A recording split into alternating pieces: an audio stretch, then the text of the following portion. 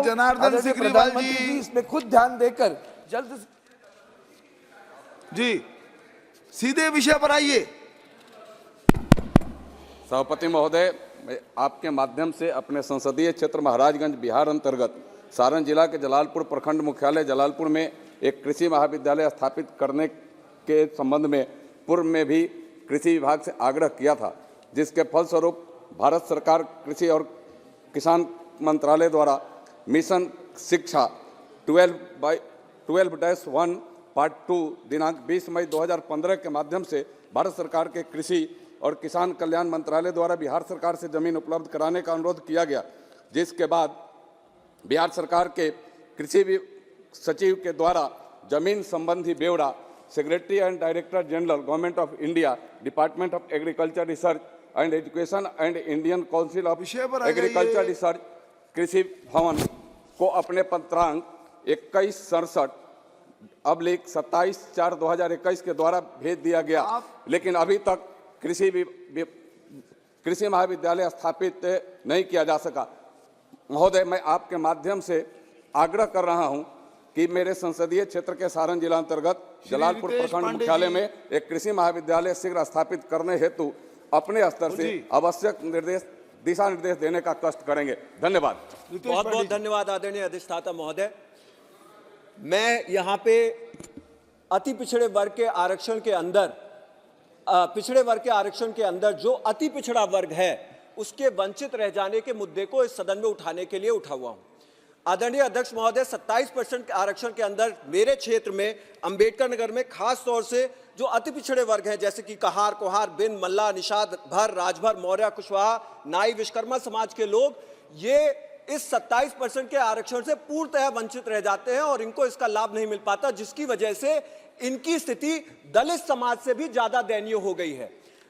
2017 में भारत सरकार ने रोहिणी आयोग का गठन किया था, जिसका काम यह था कि ओबीसी आरक्षण के अंतर्गत इस असमान लाभ, जो आरक्षण का असमान लाभ, बस खत्म कर रहा हूं सर, आरक्षण का असमान लाभ कुछ चंद बिरादरियों, साधन संपन्न बिरादरियों के अंतर्गत रह जाता है, उसको बांटने की बात कही है, जिसमें 12% अति पिछड़े वर्ग के लिए जो पूरी तरह से वंचित है, 10% जो थोड़ा वंचित है और 5% जो साधन संपन्न है उनके लिए। इसको करना अत्यंत ही जरूरी है और रोहिणी आयोग की रिपोर्ट को सार्वजनिक करके इसको लागू करना अत्यंत ही जरूरी हो गया। बहुत बहुत धन्यवाद जी। सर, मेरा लोकसभा क्षेत्र भावनगर और बोटाद, वहाँ के 2 ब्रॉडगेज, बोटाद और साबरमती और डस्सा और जैतल सर, दोनों बनके रेडी हो गए। खुद पीएम साहब ने उनका इनॉग्रेशन भी कर दिया, जो सालों से हमारी डिमांड थी। लेकिन सर अभी क्या हो रहा है कि ये ब्रॉडगेज कन्वर्जेशन कंप्लीट हो गया है, इनॉग्रेशन भी हो गया है, लेकिन हमारे भावनगर और बोटाद की जो पैसेंजर ट्रेन है, जो लॉन्ग रूट की है, वो अभी भी वो पुराने रूट से जा रही है, जो लंबा अंतर काट के, मतलब 30 किलोमीटर ज़्यादा वो रूट है, तो वहाँ से अभी पैसेंजर ट्रेन सारी चल रही है। तो मैं आपके माध्यम से रेलवे मंत्रालय से गुजारिश करती हूँ कि हमारा ये जब ब्रॉडगेज बन गया है तो हमारी भावनगर और बोटाद की पैसेंजर ट्रेन है, जो कि वहाँ गुड्स ट्रेन सारी ब्रॉडगेज चलती है, लेकिन पैसेंजर ट्रेन नहीं चलती है, तो पैसेंजरों के लिए पैसेंजर ट्रेन ये भावनगर बोटाद ब्रॉडगेज पे चलाई जाए। Thank you. धन्यवाद स्पीकर सर।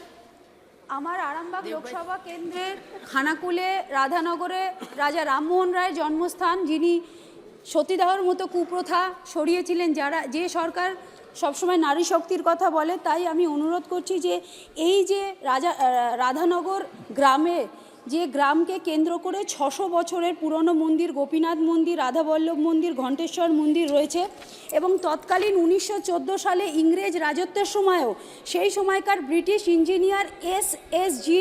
টুলেচুর কিন্তু সাঁতরাগাছি বিষ্ণুপুর রেলওয়ে ওয়ায়া রাধানগর সার্ভে করেছিলেন। আমার মুখ্যমন্ত্রী যখন রেলমন্ত্রী ছিলেন, বিষ্ণুপুর তারকেশ্বর রেল লাইন করেছিলেন, ভায়া রাধানগরের সার্ভেও করেছিলেন, কিন্তু 2014 সালে এই গভর্নমেন্ট আসার পর জানি না কেন এই সার্ভে বন্ধ করে দেওয়া হয়েছে। তাই আমি রেল মিনিস্টারের কাছে অনুরোধ করছি, কানেক্ট মায়াপুর টু রাধানগর ভায়া রঘুনাথপুর, যেটা খানাকুলের মানুষের অনেক দিনের ডিমান্ড এবং এর সাথে ইমোশনাল সেন্টিমেন্ট জড়িয়ে আছে। যদি আপনারা রাজা রামমোহন রায়কে সত্যিকারে ভালোবাসেন। जी धन्यवाद अध्यक्ष, सदन में बोलने का मौका दिया। मैं आपको एक महत्वपूर्ण विषय के बारे में बताना चाहूँगी कि जिस तरीके से राजस्थान के अंदर सभी जिलों में हमारे जाट भाइयों को आरक्षण दिया गया है, लेकिन मेरे भरतपुर और धौलपुर के भाइयों को आरक्षण नहीं दिया गया। मैं सदन के माध्यम से अनुरोध करना चाहूँगी कि इन भाइयों को आरक्षण दिया जाए, जिससे कि युवा पीढ़ी का भविष्य उज्जवल रहे और आने वाले समय में भारत सरकार में योगदान रहे। धन्यवाद अध्यक्ष महोदय। जी സാർ കേരളം കടുത്ത പ്രതിസന്ധിയിലാണ് സാർ. കേരളത്തിലെ സംസ്ഥാന സർക്കാരിൻ്റെ ചില പിടിപ്പുകേട് മൂലം കേന്ദ്രത്തിന് ആവശ്യമായ രേഖകൾ കൃത്യസമയത്ത് സമർപ്പിക്കാത്തതിൻ്റെ പേരിൽ പലപ്പോഴും കേരളത്തിന് കേന്ദ്രം കൊടുക്കേണ്ട പല പദ്ധതികളുടെയും വിഹിതങ്ങൾ സമയത്ത് നൽകുന്നില്ല. സാർ, സംസ്ഥാന ഗവൺമെൻറ് പിടിപ്പുകേടിന് ഒരു സംസ്ഥാനത്തെ ജനങ്ങൾ മുഴുവൻ ഇരകളാവുകയാണ്. അതുകൊണ്ട് കേരളത്തിന് അർഹമായ കേന്ദ്ര ഗവൺമെൻറ്റിൻ്റെ വിവിധ പദ്ധതികളിലെ വിഹിതങ്ങൾ സമയത്തിന് കൊടുക്കുന്നതിന് വേണ്ടി അടിയന്തര നടപടി സ്വീകരിക്കണമെന്ന് അഭ്യർത്ഥിക്കുകയാണ് സാർ. സാർ, ഇന്ന് കേരളത്തിലെ ജനങ്ങൾക്ക് കേന്ദ്രാവിഷ്കൃത പദ്ധതികളിൽ നിന്ന് ലഭിക്കപ്പെടേണ്ട പലതും കൃത്യമായി ലഭിക്കുന്നില്ല. സാർ, കേന്ദ്ര ഗവൺമെൻറ് പറയുന്നത് കേരള ഗവൺമെൻറ് ആവശ്യമായ വസ്തുതകളും രേഖകളും സമയത്തിന് കേന്ദ്രത്തിൽ സമർപ്പിക്കുന്നില്ല. അത് ശരിയാകാം സാർ, പക്ഷേ പാവപ്പെട്ട ജനങ്ങൾ എന്ത് പിഴച്ചു? അതുകൊണ്ട് ജനങ്ങളുടെ കാര്യത്തിൽ പ്രത്യേക താല്പര്യമെടുത്ത് അനുവദിക്കണമെന്ന് അഭ്യർത്ഥിക്കുകയാണ് sir. Thank you, Honorable Chairman, sir. Through you, I want to draw the kind attention of Honorable Minister of Road, Transport and Highways that progress of Bharatmala Pariyojana Coastal Highway from NH16 Tangi to Ratanpur and Ratanpur to Digha and about 70 kilometers which are coming under my parliamentary constituency and NH16 from Jamujhadi to Dhamara. So I request Honorable Minister of Road, Transport and Highways may kindly be informed regarding the total project cost, project outlay and plan, time frame of the projects, details area of the covered village-wise with map and land acquisition and rehabilitation for the above two national highways. Thank you, sir. Shrimati Rekha Verma ji. अध्यक्ष महोदय, आपने मुझे बोलने का मौका दिया। महोदय, मेरे संसदीय क्षेत्र की तहसील मोहाली में रेलवे लाइन के समीप स्थित उर्दौली गांव का रास्ता लाइन पर गाटर लगाकर बंद कर दिया गया है, जिससे आसपास के कई गांवों की आबादी का आवागमन अवरुद्ध हो गया है। रेलवे के नक्शे में गेट अंकित होने के बावजूद भी गेट बंद किए जाने से आम जनता को काफ़ी परेशानी हो रही है। मेरा माननीय मंत्री जी से अनुरोध है कि जनता के हित में इस स्थान पे गेट संख्या 41 के पास निर्धारित फाटक को तत्काल चालू कराया जाए और भविष्य के लिए अंडरपास का प्रावधान किया जाए। सर, तो एक विषय और था थोड़ा सा। नहीं, श्रीमती कलाबेन देलकर जी।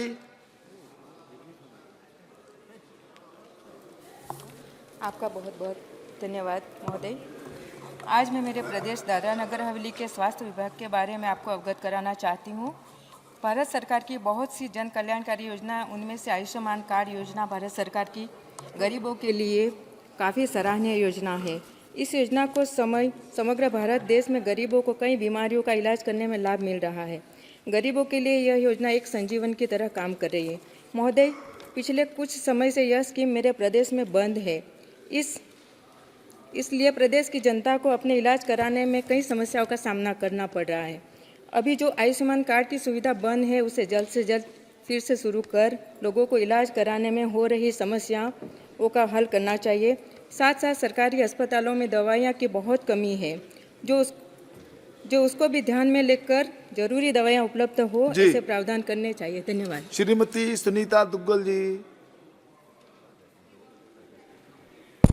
धन्यवाद सभापति महोदय। मैं रेल मंत्री जी को बहुत बहुत धन्यवाद करना चाहती हूँ कि उन्होंने मेरी कॉन्स्टिट्यूएंसी के अंदर रेलवे के बहुत काम करवाए हैं, लेकिन फिर भी मैं इसलिए उम्मीद भी ज़्यादा हो जाती है। तो मैं ये कहना चाहती हूँ कि क्योंकि आप भी अग्रवाल समाज से आते हैं, तो हमारे वहाँ पर अग्रोहा है, तो हम चाहते हैं कि वहाँ पर जो है सभापति महोदय कि हिसार से, अग्रोहा से, फतेहाबाद से होते हुए जो सिरसा तक एक रेलवे लाइन जो है नई बिछाई जाए और एलनाबाद से लेकर सिरसा तक भी नई रेलवे लाइन बिछाई जाए। ये मेरा आग्रह है जो रेलवे मंत्री जी से। और इसके साथ साथ जो चंडीगढ़ हमारा जो कैपिटल है, वहाँ से हमारे सिरसा को जोड़ा जाए, क्योंकि वो राजधानी है। ये मेरा आग्रह है। तो मुझे उम्मीद है कि आप भी जो है मेरी तरफ से जो है आदरणीय रेल मंत्री जी को आग्रह करेंगे। बहुत बहुत धन्यवाद सभापति महोदय।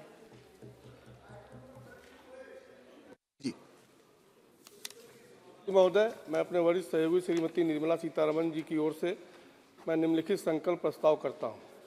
सीमा शुल्क अधिनियम 1975 की धारा 8 के अनुसरण में ये सदन एतद द्वारा अधिसूचना संख्या 1/2024 सीमा शुल्क दिनांक 15 जनवरी 2024 का अनुमोदन करता है, जो 18/1/2024 से मोलेसेस HS 1703 के निर्यात पर 50% का निर्यात शुल्क निर्धारित करने के लिए सीमा शुल्क टैरिफ अधिनियम की दूसरी अनुसूची में संशोधन करना चाहता है।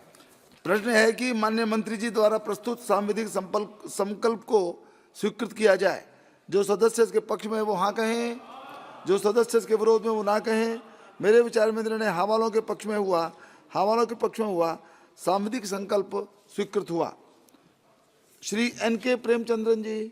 Thank you very much, sir. Sir, the design of development of National Highway 66 from Edapalli Kota to Kavanad is in unscientific manner. So the design and implementation of the work is in such a manner so as to obstruct the livelihood of the local population. An elevated highway on pillars connecting Neendagara and Vertadara is highly necessitated. At least an underpass at Vertadara is inevitable for connecting lakhs of local population on the east of National Highway with the highway. The proposed underpass and service road at Neendagara is insufficient for the move of heavy goods and carriages. The demand for underpass at Parimanam, Edapalli Kota are not materialized, and elevated highway on pillars at Ayathil also not considered. Sir, hence I urge upon the government to initiate urgent action to construct elevated highway on pillars connecting Neendagara and Vertadara, or underpassage at Vertadara, and also underpassage at Edapalli Kota and Parimanam, and an elevated highway on pillars at Ayathil Shri National Sudeep Highway Bandyopadhyay 66. ji. Thank you very much, sir.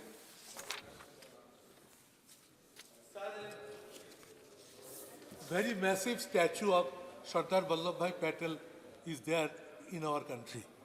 What I would request Government of India and Prime Minister personally to set up a similar statue in Kolkata of Swami Vivekananda at his residence, and through Ramakrishna Mission Belur Math, which will be appreciated by the whole of the country. जी जी।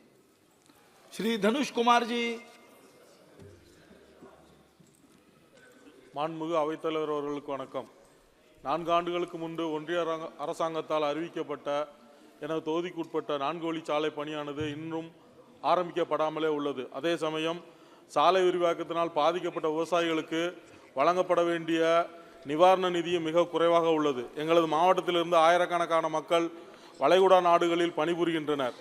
அதற்காக அவர்கள் தினந்தோறும் திருவனந்தபுரம் விமான நிலையத்தை பயன்படுத்துகின்றனர். தற்பொழுது செங்கோட்டை வரை அறிவிக்கப்பட்டுள்ள இந்த 4 வழிச்சாலையை திருவனந்தபுரம் வரை நீட்டி தர வேண்டும் என்று கோரிக்கை வைப்பதுடன் பாதிக்கப்பட்ட விவசாயிகளுக்கு அதிகமான தொகையை வழங்க வேண்டும், அதையும் விரைவாக வழங்க வேண்டும் என்று தங்களின் மூலமாக ஒன்றிய அரசாங்கத்தை கேட்டுக்கொள்கிறேன். நன்றி.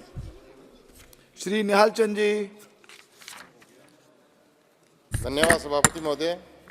सभापति जी, मैं आपका ध्यान इस सदन का ध्यान मैं मेरे लोकसभा क्षेत्र की तरफ दिलाना चाहूँगा, जहाँ पर किसानों को जो नरमा और कपास का बीज मिलता है बीटी और नॉन बीटी मिलता है।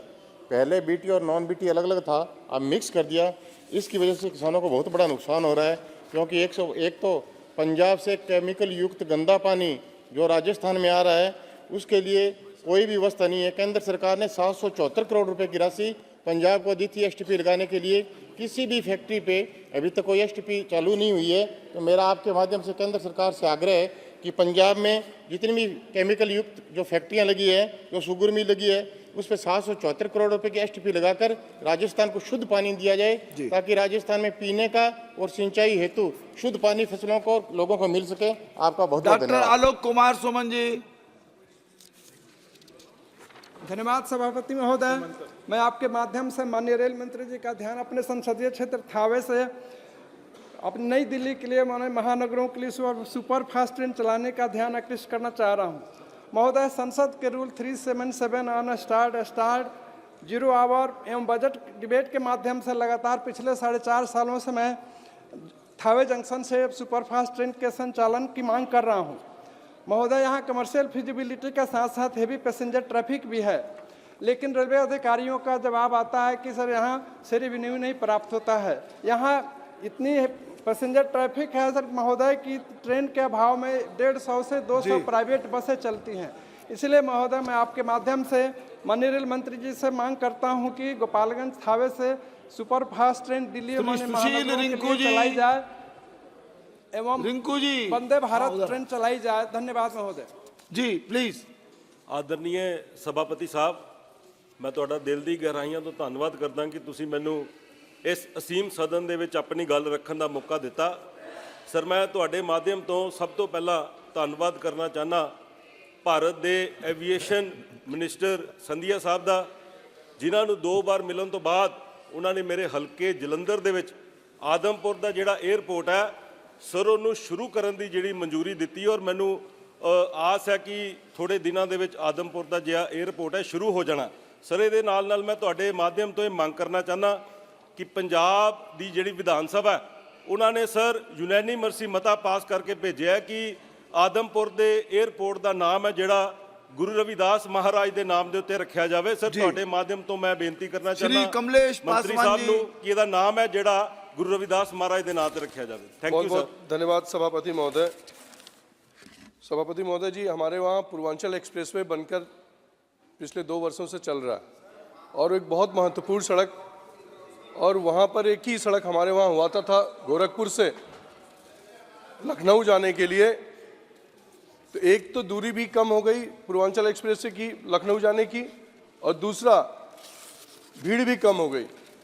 सभापति महोदय जी, मैंने आदरणीय मंत्री जी से भी आग्रह किया था और 2-3 बार मैं सदन में भी उठा चुका हूं, अगर जो ये पूर्वांचल एक्सप्रेसवे को देवरिया, गजपुर, खजनी, बांसगांव होते हुए खजनी पूर्वांचल एक्सप्रेस में जोड़ दिया जाए तो निश्चित तौर पर ये सड़क जो है लोगों के लिए आगमन हो जाएगा। करीब 50 लाख लोगों के लिए लखनऊ की दूरी भी कम हो जाएगी और ट्रैफिक भी कम हो जाएगा। श्री SR पार्थिवन जी, धन्यवाद। श्री रामशंकर कथीरिया जी, नहीं हाँ है। आपको बहुत बहुत धन्यवाद। राजस्थान में कोटा से चंबल एक्सप्रेस वे इटावा जनपद में जो बुंदेलखंड एक्सप्रेस वे उत्तर प्रदेश सरकार ने बहुत अच्छी बनाई है। जिस बुंदेलखंड एक्सप्रेस वे को लखनऊ और आगरा एक्सप्रेसवे से जोड़ा है, तो वो जो चंबल एक्सप्रेसवे स्वीकृत हुई है, मैं आपसे आपके माध्यम से सरकार से अनुरोध करता हूं कि वो जो चंबल एक्सप्रेसवे और विशेष रूप से अटल जी के नाम से वो स्वीकृत हुई और चंबल के किनारे किनारे कोटा से आते हुई इटावा में आती है। तो आप जानते हैं सभापति महोदय के पूरा चंबल एक्सप्रेसवे के किनारे बहुत बड़ा क्षेत्र है जो कभी दसियों साल तक 10 सम्राटों की गोलियों के गड़गड़ाहट के कारण विकसित से वंचित रहा है। लेकिन ये बुंदेलखंड एक्सप्रेसवे बनने के कारण और ये चंबल एक्सप्रेसवे बनने के कारण इस क्षेत्र का विकास हो सकेगा। और ये जमीन राजस्व विभाग ने चिन्हित कर ली है, उसको चिन्हित करने के कारण किसानों ने पूरी जमीन पर फसल नहीं बोई है। आपके माध्यम से सरकार से अनुरोध है कि चंबल एक्सप्रेसवे विशेष रूप से उसका नाम अटल एक्सप्रेसवे रखा है, उसको शीघ्र बनवाने का कृपा करें और साथ ही इस चंबल एक्सप्रेसवे को गंगा एक्सप्रेसवे से फरक्काबाद के माध्यम से जोड़ने का कष्ट करें। बहुत बहुत धन्यवाद। আর বীরভূমের লোহাপুর স্টেশন থেকে মোলগ্রাম স্টেশন পর্যন্ত রেল লাইনের পাশের রাস্তার ভীষণ খারাপ অবস্থা। বহুবার মন্ত্রীকে বলে জিএমকে বলেও কিছু হয়নি। গুসকরা থেকে নলহাটি মুরারই রাজগ্রামের পর্যন্ত প্ল্যাটফর্মগুলো এত ছোট, ট্রেনের কামরা এত বড়, ওখানে ট্রেন থামলে না লোক নামতে পারে না লোক উঠতে পারে, কোনো কারণই হয় না। কোভিডের সময় কিছু ট্রেন চালানো হয়েছিল স্পেশাল ফেয়ার নিয়ে, এখনও সেই ভাড়া নিয়ে সেই ট্রেন চলছে। কোভিড চলে গেছে কিন্তু ট্রেনগুলোকে কেন নর্মাল ফেয়ারে নিয়ে আসা হচ্ছে না? বর্ধমান মালদা টাউন প্যাসেঞ্জার মমতা ব্যানার্জির সময় ট্রেনটা দেওয়া হয়েছিল, ট্রেনটা বন্ধই করে দেওয়া হলো, অদ্ভুত ব্যাপার। তারপরে হচ্ছে যে কিছু কিছু ট্রেন আছে যেগুলো আপের সময় থামে, ডাউনে থামে না, ডাউনে থামে আপে থামে না। আমার রিকোয়েস্ট যে এই কথাগুলো বারবার মন্ত্রীকে বলেছি, বারবার জিএমকে বলেছি, বারবার ডিআরএমকে বলেছি, তাও কিছু হয়নি। 5 বছর ধরে ক্লান্ত হয়ে श्री গেছি। सुकांत मजूमदार जी। সভাপতি মহাশয়, আমি বালুরঘাট এয়ারপোর্ট নিয়ে মাননীয় মন্ত্রীর দৃষ্টি আকর্ষণ আপনার মাধ্যমে করতে চলেছি। কয়েক বছর আগে এয়ারপোর্ট অথরিটি অফ ইন্ডিয়া 1 টাকার বিনিময়ে রাজ্য সরকারকে বালুরঘাট এয়ারপোর্ট দিয়ে দেয় এবং সেই বালুরঘাট এয়ারপোর্ট ডেভেলপমেন্টের ব্যবস্থা রাজ্য সরকারকে হাতে দেয়। রাজ্য সরকার সেই এয়ারপোর্টকে ডেভেলপমেন্ট করেছে এবং এয়ারপোর্ট চলাচলের জন্য রেডি আছে, কিন্তু রাজ্য সরকারের তরফ থেকে উপযুক্ত পদক্ষেপ না নেওয়ার জন্য উড়ান স্কিমের অন্তর্ভুক্ত হওয়ার পরেও বালুরঘাট এয়ারপোর্ট থেকে কোনো ধরনের ফ্লাইট উঠছে না। তাই আমি মাননীয় মন্ত্রীকে আপনার মাধ্যমে অনুরোধ করতে চাই যে রাজ্য সরকারের সাথে কথা বলে প্রয়োজনে কুচবিহার পর্যন্ত যে সিঙ্গেল ইঞ্জিন এয়ারক্রাফট চলছে সেই এয়ারক্রাফট চলাচলের ব্যবস্থা বালুরঘাট এয়ারপোর্ট থেকে যেন করা হয় এবং এর ফলে শুধু বালুরঘাট তথা দক্ষিণ দিনাজপুর জেলা নয়, আশেপাশের মালদা, উত্তর দিনাজপুর এবং মুর্শিদাবাদের কিছু অংশ অর্থাৎ প্রায় 4-5টি লোকসভার অধিবাসীগণ এর সুবিধে পাবে। ধন্যবাদ স্যার। श्री विवेक नारायण शेजवलकर जी। देश के आदिवासी बहुल्य क्षेत्रों में 740 नए एकलव्य मॉडल आवासीय विद्यालयों की स्थापना का प्रस्ताव माननीय प्रधानमंत्री श्री नरेंद्र मोदी जी के नेतृत्व में माननीय वित्त मंत्री जी ने प्रस्तुत वर्ष बजट 2023-24 में किया था। इन विद्यालयों के लिए 38,800 शिक्षकों की नियुक्ति भी किए जाने का प्रावधान है। इस ट्राइबल मिशन के लिए माननीय वित्त मंत्री जी ने 15,000 करोड़ रुपए की राशि का आवंटन किया है। करोड़ों आदिवासी बच्चे इससे लाभान्वित होंगे। मैं इसके लिए देश के यशस्वी प्रधानमंत्री श्री नरेंद्र मोदी जी एवं वित्त मंत्री जी का हार्दिक आभार व्यक्त करता हूं। माननीय अध्यक्ष जी, मैं आपके माध्यम से माननीय जनजातीय मंत्री जी से आग्रह करता हूं कि आदिवासी बहुल्य क्षेत्रों में बनने वाले एकलव्य मॉडल आवासीय विद्यालयों की सूची में मेरे ग्वालियर लोकसभा क्षेत्र के अंतर्गत आने वाले पोरी विधानसभा एवं भितरवार विधानसभा के आदिवासी बहुल्य क्षेत्र को शामिल करने का गिरीश चंद्र जी। धन्यवाद। सभापति महोदय, कृपया धैर्य रखिए। मैं आपका आभार व्यक्त करना चाहता हूं। सभापति महोदय, मैं आपके माध्यम से सरकार से ये मांग रखता हूं कि 1 जनवरी 2004 के बाद देश में लगभग 70 लाख से अधिक शिक्षक एवं कर्मचारियों की पुरानी पेंशन व्यवस्था से वंचित कर शेयर बाजार पर आधारित नई पेंशन व्यवस्था के अंतर्गत लाया गया। यह किसी भी हित में नहीं है। नई पेंशन व्यवस्था से निहित वर्तमान समय में सेवानिवृत्त होने वाले शिक्षक एवं कर्मचारियों को मात्र 850 रुपये से 1243 रुपये तक की पेंशन दी गई है, जिसके कारण सेवानिवृत्त होने वाले शिक्षक एवं कर्मचारी आज आर्थिक समस्या से जूझ रहे हैं। पुरानी पेंशन देश के कार्मिकों का संवैधानिक हक है, जो उसे संबंधित विभागीय सेवा के एवज में आर्थिक सामाजिक सुरक्षा दिया जाता है। आज सरकारी विभागों की निजी हाथों में सौंपा जा रहा है, जो देश की अर्थव्यवस्था और देश के योग्य बेरोजगार युवाओं के भविष्य की सुरक्षा के लिए घातक सिद्ध होगा। नई पेंशन व्यवस्था में निजीकरण पूंजीवाद को बढ़ावा देने वाली व्यवस्था है। नई पेंशन व्यवस्था एवं निजीकरण के प्रति देश के शिक्षा मानो 1 मिनट बस जी कर्मचारियों में अत्यंत रोष है। सभापति महोदय, मैं पुनः आपसे अनुरोध करता हूं कि सरकार 70 लाख से अधिक शिक्षक, कर्मचारी, अधिकारी एवं पैरामिलिट्री फोर्स के सैनिकों के भविष्य की आर्थिक सामाजिक सुरक्षा हेतु नई पेंशन योजना को समाप्त कर पुरानी पेंशन व्यवस्था लागू करे। आपका बहुत बहुत धन्यवाद। Shri Jagdambika Pal ji.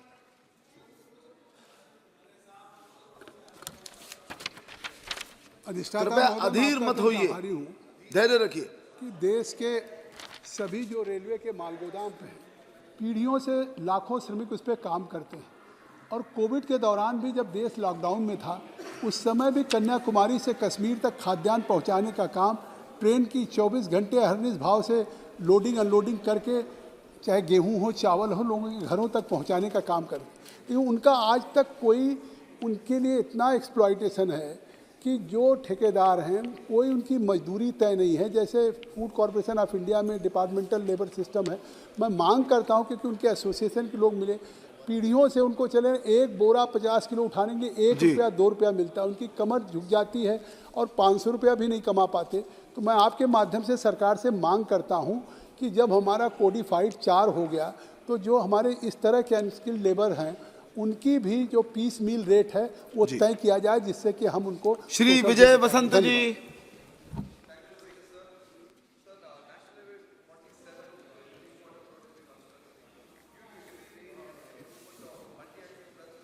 and building materials, the roads have been damaged severely.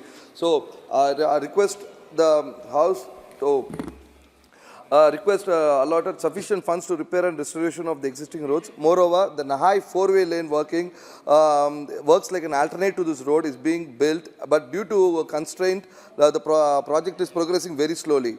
The major constraint to this project is the availability of earth as well as the pending payouts to the landowners of 12 villages. Once this is settled, the Nahai project can be completed soon. So I request the Honorable Speaker to inform the Ministry to give sufficient funds to improve the existing road and complete the Nahai project immediately. Thank you.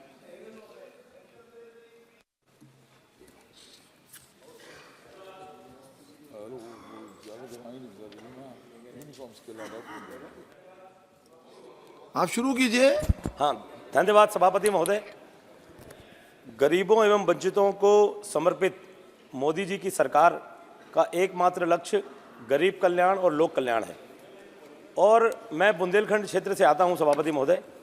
हमारा क्षेत्र बहुत पिछड़ा, बहुत गरीबी की मार झेलने वाला क्षेत्र है, केवल कृषि पर आधारित है।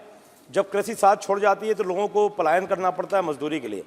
इसके लिए देश के लिए, हमारे यहाँ सिंचाई के लिए आदरणीय प्रधानमंत्री जी ने केन बेतवा दो नदियों को जोड़ने का देश का पहला जो उन्होंने नदी जोड़ो प्रोजेक्ट हमारे क्षेत्र में पास स्वीकृत किया है। और बुंदेलखंड एक्सप्रेसवे भी हमको मिला है, बुंदेलखंड इंडस्ट्रियल डेवलपमेंट भी मिल रहा है, चहुमुखी विकास हो रहा है। मेरा आपके माध्यम से भारत सरकार से एक निवेदन है कि 2016 में रेलवे के बजट में पिंक बुक में हमारे यहाँ से महोबा, चरखारी, राठ, उरई, भिंड रेलवे लाइन उसमें जोड़ दी गई थी। उस रेलवे लाइन की नितांत आवश्यकता है, लोगों को बाहर जाना पड़ता है। सभापति महोदय, मैं आधा मिनट आपकी कृपा चाहूँगा महोदय। उसको तत्काल शीघ्रातिशीघ्र प्रधानमंत्री जी के मार्गदर्शन में उस कार्य को भी हमारे यहाँ उसको पूर्ण कराया जाए। और अंत में एक बात कह के अपनी बात पूरी करता हूँ महोदय। हमारा जब प्रधानमंत्री जी की मंशा लोक कल्याण है तो हमारा बुंदेलखंड जो है, बहुत लंबे समय से बुंदेलखंड को पृथक प्रांत की जो मांग निरंतर चल रही है, लोगों का उद्देश्य यह है कि चहुमुखी विकास हो सके, इसलिए बुंदेलखंड को राज्य बनाया जाए। ये प्रदेश का प्रस्ताव भी आता है ना जी। I raise to request the Honorable Highways Minister through you for a road project which is ready for implementation in Tamil Nadu. This is an elevated corridor road from Madras city to the Tada on the East Coast Road. Sir, this is estimated cost is about 1,900 crores. Everything is over. Detailed project report, etc., is ready. And only one thing it is pending, sir. That is, the central government, union government is asking the state government not to levy the TNGST. Whereas the central government wanted to levy the GST. It is unfair. It is not right. If tax is not to be levied, both the central and the state government should not review. Central government should not say the state government not to review while it is getting the taxes. Therefore, please, this project be implemented, sir. Shri Shrirangappa Barne ji, Shri ST Hasan ji. शुक्रिया sir. Sir, मैं मुरादाबाद से brass city से ज़बरदस्त export होता है। यहाँ पे एक एरोप्लेन, एक एरोड्रोम की सख्त ज़रूरत है। 10 साल से बन रहा है। हमारे पास बराबर तारीख पे तारीख मिलती है, लेकिन इस हवाई अड्डे का इनॉग्रेशन नहीं होता। सर, इसको कनेक्टिंग रोड जो 0 पॉइंट से काशीपुर होती हुई कॉर्बेट नेशनल पार्क जाती है, उस पर इस कदर गड्ढे हैं कि अगर कोई मरीज एम्बुलेंस में जाएगा तो सही सलामत नहीं पहुंचेगा। ये इस पर टूरिस्ट भी आते हैं बाहर के, जिससे हमें बहुत शर्मिंदगी होती है। श्री सुभाष बहेरिया जी, पूरा किया जाए। सभापति महोदय, मैं आपके माध्यम से नागरिक उड्डयन मंत्री से निवेदन करता हूं कि हमारे भीलवाड़ा जो एक बहुत बड़ा औद्योगिक क्षेत्र है और वहां वायु सेवा नहीं है, वहां एयर स्ट्रिप बनी हुई है, अतः जल्दी से जल्दी वहां पे वायु सेवा प्रारंभ की जाए, क्योंकि उसके पास ही चित्तौड़गढ़ जो ऐतिहासिक दृष्टि से महत्वपूर्ण है वो भी वहाँ से 20 किलोमीटर ही पड़ता है। तो दोनों शहरों का इससे कनेक्शन हो जाएगा। बहुत बहुत धन्यवाद। श्री असित कुमार मल्ल जी।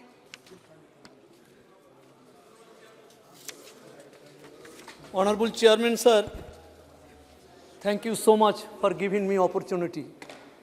I would like to draw your kind attention to the price hike petrol, diesel, cooking gas, and all daily commodities has increased extremely. Sir, in course of time of India government, the middle class people and low income group has been suffering unbearably. I would like to draw your kind attention that Honorable Prime Minister to bring down price hike as early as possible. जी, श्रीमती संघमित्रा मौर्य। संघमित्रा जी, कृपया इधर भी ध्यान दीजिए। बहुत बहुत धन्यवाद अध्यक्ष जी। महोदय, मैं आपके माध्यम से इस देश के यशस्वी प्रधानमंत्री आदरणीय नरेंद्र भाई मोदी का ध्यान केंद्रित करना चाहूँगी। महोदय, सदन के माध्यम से मैं पूर्व में भी महिलाओं की शिक्षा पर कार्य करने वाली और महिलाओं बच्चियों के लिए प्रथम स्कूल खोलने वाली माता सावित्रीबाई फुले जी की चर्चा कर चुकी हूँ। उनकी जयंती पर महिला शिक्षिका दिवस की मांग कर चुकी हूं, लेकिन अभी पूर्व में बीते 31 दिसंबर को इस देश के यशस्वी प्रधानमंत्री आदरणीय नरेंद्र भाई मोदी ने मन की बात में माता सावित्रीबाई फुले की जयंती पर अग्रिम बधाई देते हुए माता सावित्रीबाई फुले के कार्यों की जब चर्चा किए तो मन में एक बार पुनः जिज्ञासा जागृत हुई। और उस जिज्ञासा जागृत होने का कारण यह भी है कि इस वक्त हमारे देश के यशस्वी प्रधानमंत्री जी के माध्यम से महापुरुषों की और समाज सुधारकों को लेकर के कार्य किए जा रहे हैं, उनको सम्मान देने का कार्य हो रहा है। इसलिए मैं आपके माध्यम से आदरणीय प्रधानमंत्री जी से मांग करती हूं कि इस अपने कार्यकाल में ही माता सावित्रीबाई फुले जी की जयंती पर महिला शिक्षिका दिवस एवं माता सावित्रीबाई फुले व बाबा ज्योतिबा फुले जी को भारत रत्न देने की मैं मांग करती हूं। बहुत बहुत धन्यवाद। देश में इम्पोर्टेंट इशू उठाने का मौका दिया। तो सर, आज देश में जिस तरीके की हेट स्पीचेस हो रही हैं, पूरे देश के अंदर माहौल खराब हो रहा है। मेरी आपके माध्यम से सरकार से मांग है कि इसके ऊपर सख्त कानून बनाया जाए। और जब संविधान निर्माता ये कानून बना रहे थे तो उन्होंने कभी नहीं सोचा था कि सदन के जसकौर मीणा जी। बहुत बहुत धन्यवाद माननीय सभापति जी। देश के गरीबों के मसीहा प्रधानमंत्री जी ने प्रधानमंत्री आवास योजना की जो प्रक्रिया चालू की है ये अत्यंत महत्वपूर्ण है। लेकिन मैं आप माननीय आपके माध्यम से एक विशेष ध्यान आकर्षित करना चाहती हूँ कि मेरे संसदीय क्षेत्र में एक विकलांग अभी विकसित भारत यात्रा के दौरान श्री हेमराज विकलांग दिव्यांग व्यक्ति जो 90% विकलांग है, उसकी माँ 8 साल पहले खत्म हो चुकी है। ऐसी परिस्थिति में न उसके घर में उसकी शादी नहीं हुई। दिव्यांग एकल पुरुष को भी प्रधानमंत्री आवास दिया जाए और शौचालय दिया जाए, ये मैं मांग करती हूँ। और मैं सोचती हूँ कि ये मेरे ही क्षेत्र में नहीं बल्कि देश के अन्य जगहों पर भी इस तरह की परिस्थितियां हैं। श्री संगमलाल जी।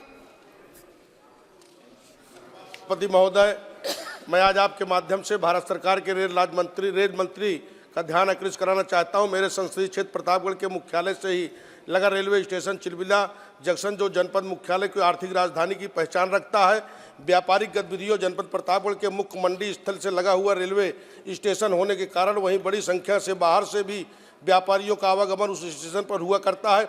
हाल ही के दिनों में रेलवे स्टेशन पर भारत सरकार के रेल मंत्रालय द्वारा अभूतपूर्व परिवर्तन करने के लिए धन्यवाद ज्ञापित करते हुए मैं माननीय रेल मंत्री जी से आपके माध्यम से अनुरोध करना चाहता हूं कि चिलबिला जंक्शन पे प्रतापगढ़ से अमेठी जाने वाले राजमार्ग की तरफ से बाहर निकलने का रास्ता स्वीकृति प्रदान करने का कष्ट करें, क्योंकि रेलवे स्टेशन के पश्चिम तरफ अमेठी राजमार्ग आधा मिनट माननीय सभापति महोदय, आधा मिनट लोगों को 2-3 किलोमीटर की दूरी आवश्यक रूप से तय करनी पड़ती है। साथ ही मैं यह भी अनुरोध करना चाहता हूं कि रेल लाइन का विद्युतीकरण हो जाने के कारण ओवर ब्रिज अधिक ऊंचाई पर हो, इसलिए रेलवे सर बहुत ही एक इम्पॉर्टेंट चीज़ है, मैं सदन के सामने लाना चाहता हूं। कल सर जम्मू कश्मीर में जो पंजाब के नौजवानों को वहां पे शहीद किया गया जिसमें अमृतपाल और संदीप मसीह है, सर ये पाकिस्तान पहले तो कश्मीर में वहाँ के लोगों को, अब लेकिन पंजाब में भी पहले टेररिज्म रहा है। जो ये बच्चे वहाँ पे काम करने गए हुए थे सर, उनको AK-47 के ब्रस्ट पाके मारा गया है सर। इसके लिए बहुत ये फिक्र की बात है। अभी उनकी बॉडीज़ पहुंची हैं पंजाब में, अमृतसर में, और अभी तक उनके डेथ सर्टिफिकेट भी। इसका कारण क्या है? क्योंकि वहाँ की सरकार ने तो बोल दिया अभी ये टेररिस्ट एक्ट है सर, लेकिन अब उनको, उनके परिवारों का, उनका ख्याल रखना बहुत बड़ी जिम्मेवारी है, क्योंकि पंजाब और कश्मीर दोनों पे श्री जुगल किशोर शर्मा जी, आंगनवाड़ी वर्कर और आशा वर्कर, उनका सर जरूर ध्यान रखना चाहिए। मैं आपके माध्यम से रेल मंत्रालय का ध्यान जम्मू कश्मीर के उन लोगों की तरफ ले जाना चाहता हूं जो महाराष्ट्र में रोजी रोटी कमाने के लिए मजदूरी करते हैं, और विशेष तौर पर वो जो लोग हैं वो जम्मू से मुंबई और मुंबई से जम्मू आते जाते रहे हैं बाई ट्रेन, लेकिन जम्मू से मुंबई जाने के लिए सप्ताह में 2 ही ट्रेन हैं। तो मेरी आपके माध्यम से रेल मंत्रालय से प्रार्थना है कि 1000 लोगों का आना जाना, लगभग लोग रोज जो है मुंबई और जम्मू में आना जाना लगा रहता है। मैं आपके माध्यम से प्रार्थना करना चाहता हूं रेलवे मंत्रालय से कि जम्मू से मुंबई के लिए रोज एक ट्रेन जाए और मुंबई से जम्मू के लिए आए, तो लोगों की परेशानियों का जो है वो निजात हो सकेगी। धन्यवाद। I wanted to raise this issue on December 13th when you were in the chair, when the unfortunate incidents happened in the house, and I couldn't get an opportunity. So this is an issue which concerns the man on the street. Sir, in India, we have 6 crore stray dogs. We are spending $150 million in rabies vaccines. 36% of all rabies cases in the world are in India. Recently, sir, in Chennai, one dog bit 29 people, and they were all had to be hospitalized because after testing it was found that the dog had rabies. In Ahmedabad, an industrialist who went for a walk in the morning, Parag Desai, was chased by a pack of dogs, and in panic he fell down and hurt himself. Put the demand now, please. So the demand, sir, is the Ministry of Animal Husbandry or the Ministry of Health do not take responsibility for this.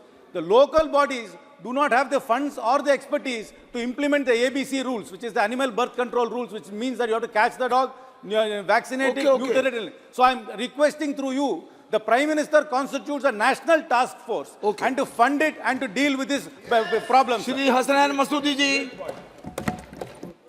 please.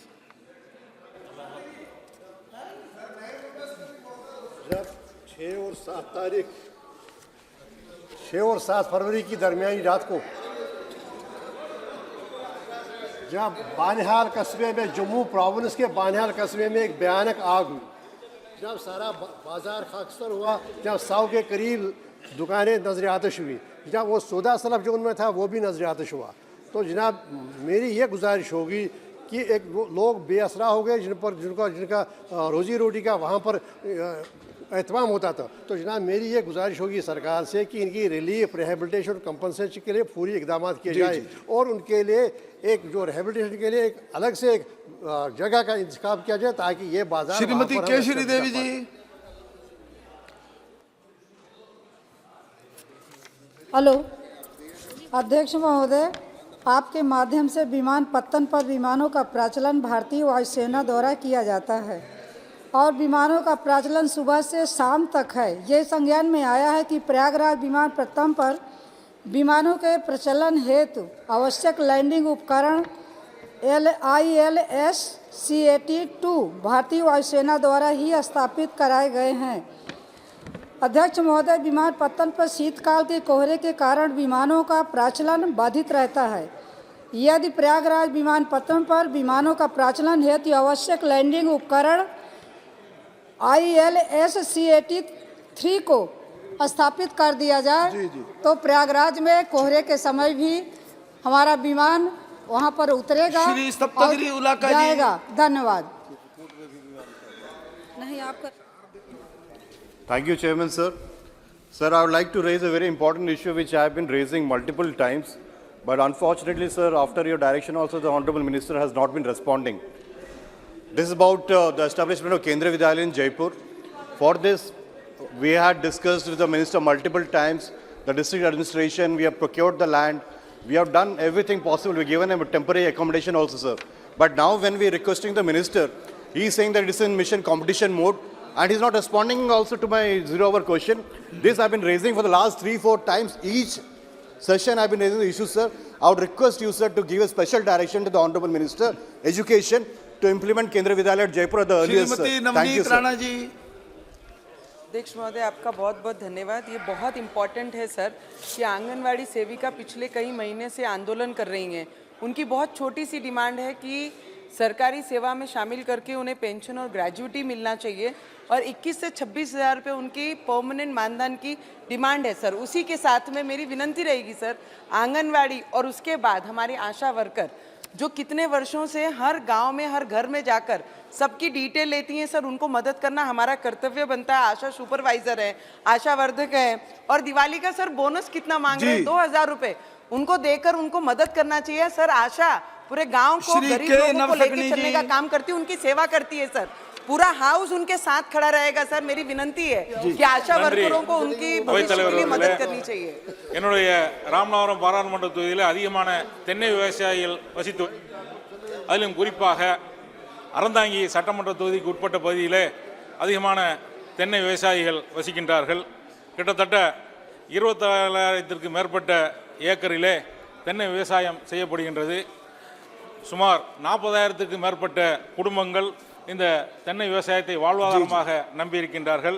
தென்னை விவசாயிகள் ஆண்டுதோறும் பயன்பெறக்கூடிய வகையிலே, விவசாயிகளுடைய வருவாயை அதிகப்படுத்தக்கூடிய வகையிலே தென்னை சார்ந்த துணை தயாரிப்புகளை தயாரிக்கக்கூடிய தொழிற்சாலையினுடைய பாராளுமன்ற தொகுதிக்குட்பட்ட பகுதிகளை அமைக்க வேண்டும். அதேபோல என்னுடைய பாராளுமன்றத்தில் ராமநாதபுரம் மாவட்டத்தில் சாயல்குடி சுற்று வட்டார பகுதிகளில் பனை விவசாயிகள் அதிகமாக வாழ்கின்றார்கள்.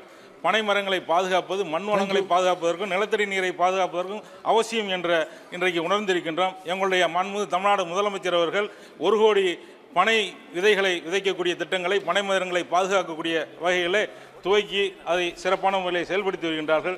பாதுகாப்பதற்கு பனை விவசாயிகளை பாதுகாப்பது அவசியம் என்பதை உணர்ந்து பனை விவசாயிகள் பயன்பெறக்கூடிய வகையிலே আজকে জয়রামবাটির মা সরদাকে প্রণাম করার পর থেকে সব কিছু কাজই হয়েছে।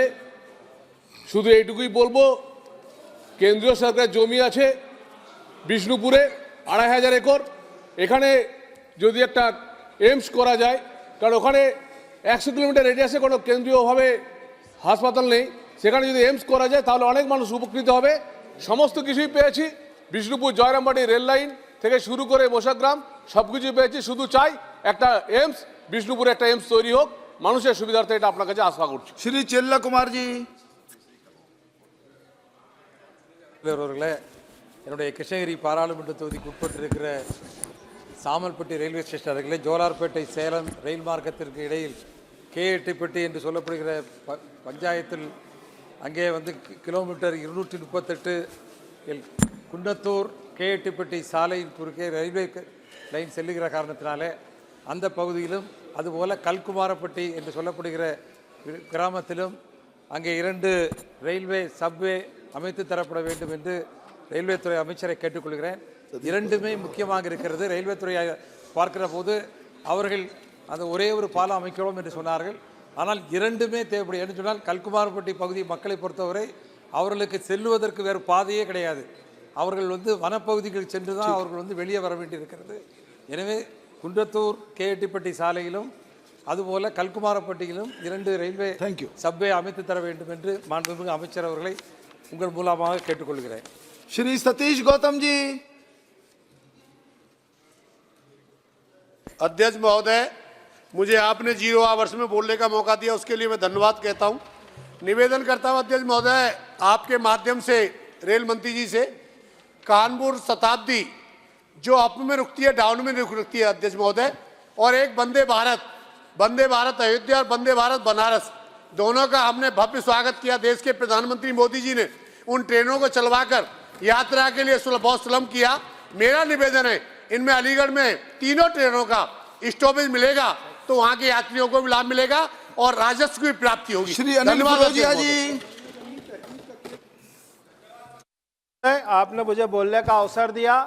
मेरे क्षेत्र की मैं बहुत ही महत्वपूर्ण एक समस्या में बार बार निवेदन करता आया हूं, और आज भी आपके माध्यम से माननीय प्रधानमंत्री श्रीमान जी नरेंद्र मोदी जी से निवेदन करता हूं कि भारतमाला से जावरा, नागदा, उन्हेल, उज्जैन होते हुए पीतमपुर इसको नेशनल हाईवे करा जाए, क्योंकि माननीय सभापति महोदय, मैं आज यहाँ पे अभी बात कर रहा हूँ, यहाँ पे सदन में बात कर रहा हूँ, लेकिन वहाँ पे 100% कोई ना कोई एक्सीडेंट से मृत्यु हो रही होगी। तो मेरा आपके माध्यम से माननीय प्रधानमंत्री से निवेदन है कि इसको नेशनल हाईवे किया जाए, क्योंकि एक हमारे यहाँ उज्जैन में, अध्यक्ष सभापति जी एक मिनट, हमारे यहाँ उज्जैन में और सभी दूर एक कहा जाता है कि अकाल मृत्यु जो मरे जो काम करे चंडाल का, काल भी उसका क्या करे, वो जो भक्त हो महाकाल का। तो मेरा आपसे निवेदन है कि इसको नेशनल हाईवे करवाया जाए। धन्यवाद। मैं जमशेदपुर लोकसभा क्षेत्र के अति महत्वपूर्ण जो हमारे धलबुंगड़ एयरपोर्ट के बारे में आपके समझ में रखना चाहता हूं। विगत कई वर्षों से मैं लगातार उड़ान स्कीम है, लेकिन बीच में राज्य सरकार ने इसको एलिवेटेड कॉरिडोर घोषणा करने के चलते वो प्रोग्राम कैंसिल कर दिया गया था। बाद में पता चला कि कोई एलिफेंट कॉरिडोर नहीं है। अभी राज्य सरकार ने ये भी स्वीकार किया कि इससे उपयुक्त जगह नहीं मिलेगा, इसलिए राज्य सरकार जो environment clearance, forest environment clearance अभी तक भारत सरकार को नहीं भेजा है। मैं आपसे माध्यम से माननीय मंत्री, एविएशन मंत्री जी से आग्रह करना चाहता हूँ कि राज्य सरकार से तत्कालीन बात करके फॉरेस्ट क्लियरेंस सर्टिफिकेट मंगा जाए और उस काम को तत्काल शुरू किया जाए। Sir, thank you for the opportunity, sir. Sir, this is a very important matter related to my constituency regarding the Kendriya Vidyalaya Trikakara. Sir, in 2019, 29 Kendriya Vidyalayas were approved by the Government of India, out of which 28 temporary KVs have been started. Sir, Trikakara is an area where the central government has a huge number of institutions, including the NPOL, Agashawani, Telecom Department, Central Advertising Field Department, etc., etc. Sir, my humble request to you is, through you is, to the Education Minister, to kindly start the temporary KV as soon as possible, because we have already identified the land. Land is a huge hurdle, but the conversion of land has not been done by the State Agriculture and Revenue Department. Also, the CMI institutions, the forefront of education institutions, they have given 20 cents of land free of cost, sir. Sir, my humble request is to start in the next academic year, the temporary KV. Shri Mansukh भाई जी। मेरे साथी रामकृपाल यादव जी ने anganwadi worker और आशा worker का वेतन बढ़ोतरी के बारे में बात रखी है। तो मेरा भी मानना है कि आंगनवाड़ी वर्कर और आशा वर्कर बहुत मजबूताई से काम कर रहे हैं और छोटे बच्चों को संभाल लेने का बहुत ठीक तरह से काम कर रहे हैं। तो ऐसी आशा वर्करों और आंगनवाड़ी वर्करों को वेतन भत्ता में बढ़ोतरी हो, ये मेरी रामकृपाल यादव जी की बात के मेरा समर्थन है। श्री देव अधिकारी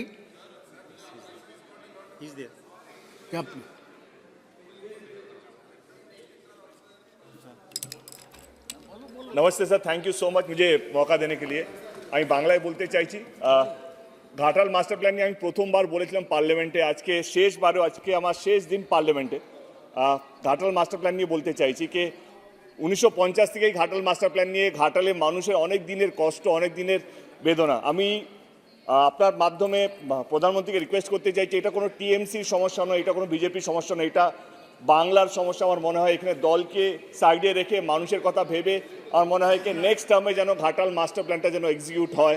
মানুষ বন্যার জন্য যে ক্ষতিগ্রস্ত হয়ে থাকে, মানুষ যেন তার ফলটা পায়, মানুষ যেন ঘাটাল মাস্টার প্ল্যান যে স্বপ্নটা দেখেছিল সেই স্বপ্নটা যেন এবারে সত্যি হয়। আমি থাকি বা না থাকি এমপি হিসেবে, কিন্তু ঘাটালে মানুষের দুঃখটা যেন কোথাও যেন মিটে যায়, যেন ঘাটালে মানুষ যেন ভালো থাকে। ধন্যবাদ জানাবো আমাদের মাননীয় মুখ্যমন্ত্রী আমাকে 10 বছর সুযোগ দেওয়ার জন্য। ঘাটাল লোকসভা কেন্দ্রের প্রত্যেকটা মানুষ যারা আমাকে ভোট দিয়েছেন, যারা আমাকে ভোট দেননি, তাদেরকে অসংখ্য ধন্যবাদ। আমি থাকি বা না থাকি, ঘাটাল আমার মনের মধ্যে সারা জীবন থাকবে। ধন্যবাদ। धन्यवाद। धन्यवाद। श्री राहुल गांबा।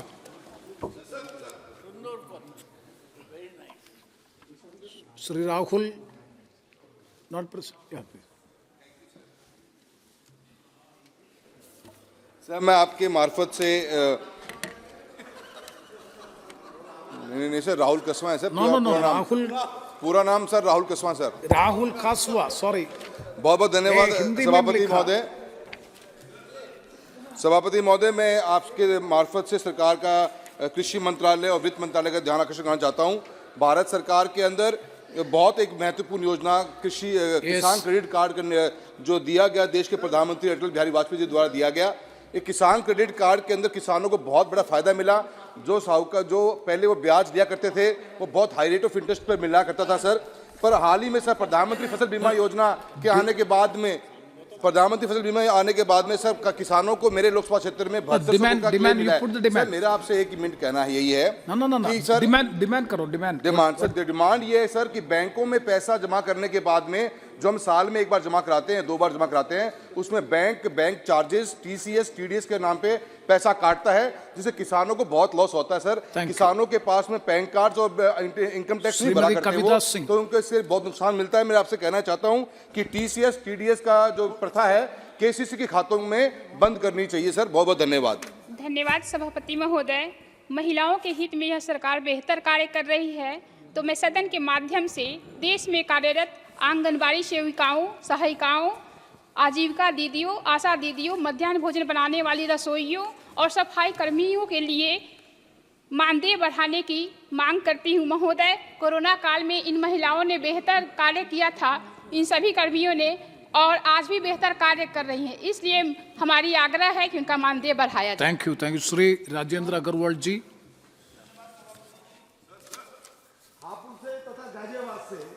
नोएडा पहुंचने का कोई साधन नहीं है। बहुत बड़ी संख्या में कर्मचारी छात्र वहां जाते हैं। मेरा आपके माध्यम से सरकार से निवेदन है, स्मार्ट बस सिटी योजना के अंतर्गत हापुड़, गाजियाबाद और नोएडा इसके बीच में बस सेवा प्रारंभ की जाए ताकि इन नौजवानों को, छात्रों को सुविधा हो सके। बहुत बहुत धन्यवाद।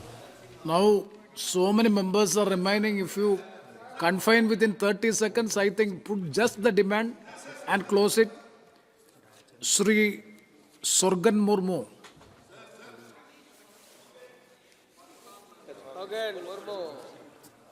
Khagen Murmu sir, Khagen Murmu. Sorry, Khoghen Murmu. Sorry.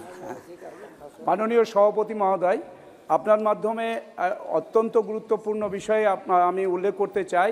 মালদায় বিমানবন্দর চালু করা এবং বিমান চলাচল চালু করা দীর্ঘদিনের দাবি ওখানকার মানুষের। এই দাবি বারবার বলার চেষ্টা করেছি, কিন্তু সেখানে মালদা শহর, আমাদের মালদার গৌড় ছিল আমাদের বাংলা, বিহার, উড়িষ্যার রাজধানী, অথচ সেখানে কোনো আমাদের বিমানবন্দর নেই। বিমানবন্দর চালু করার জন্য এখানে বারবার বলার পরেও মাননীয় মন্ত্রী মহোদয় বলেছিলেন যে এটা রাজ্য সরকার এটাকে লিজ নিয়ে রেখেছেন। স্যার, ওখানে বিমানবন্দর নতুন করে আবার অন্য জায়গাতেও হতে পারে বা ওখানেও চালু করা যেতে পারে। বিষয়টা আমরা দৃষ্টি আকর্ষণ করছি। There is an urgent need to clear 100-day work of people in Bengal under the Manrega scheme. Sir, Bengal should not be deprived. Our Honorable CM has also met the Prime Minister and discussed about the 80,000 crore rupees blocked, which is all in the interest of people and their hard-earned money. We want it back, sir. Please look into it and release the money. Shri Jasbir Singh Gill. Please, Shri Malok Nagar ji. धन्यवाद chairman. Yes, okay. धन्यवाद chairman sir. Sir, Amritsar, तरन तारण, कपूरथला ऐसा इलाका है, यहाँ पे 10 में से 9 सिख गुरु के पधारे हैं सर। ओके, वहाँ पे सर जैन का, राधा स्वामी का और लव कुश जी भगवान वाल्मीकि का इलाका है सर। इसे स्पिरिचुअल टूरिस्ट सर्किट की तौर पे इसे डेवलप किया जाए और अमृतसर इंटरनेशनल एयरपोर्ट पे फ्लाइट बढ़ाई जाए। धन्यवाद। मलोक नागर जी प्लीज। जी, पूर्व प्रधानमंत्री माननीय अटल बिहारी जी का जो सपना था देश में कहीं बाढ़ ना आए, कहीं सूखा ना पड़े, उसी क्रम में जो उत्तराखंड से यूपी में गंगा मैया घुसती है तो दोनों तटबंध पक्के करे जाएं और उत्तराखंड से रामगंगा और बाणगंगा एक सुक्रताल को जाती है, एक अमरोहा को जाती है, उसकी खुदाई करके वहां तक पहुंच जाए। तो मैं आपसे, आपके द्वारा सरकार से मांग करता हूं कि गंगा के दोनों तट पक्के करे जाएं, जिससे बाढ़ से छुटकारा मिल सके। धन्यवाद। श्री बेनी बेगनान।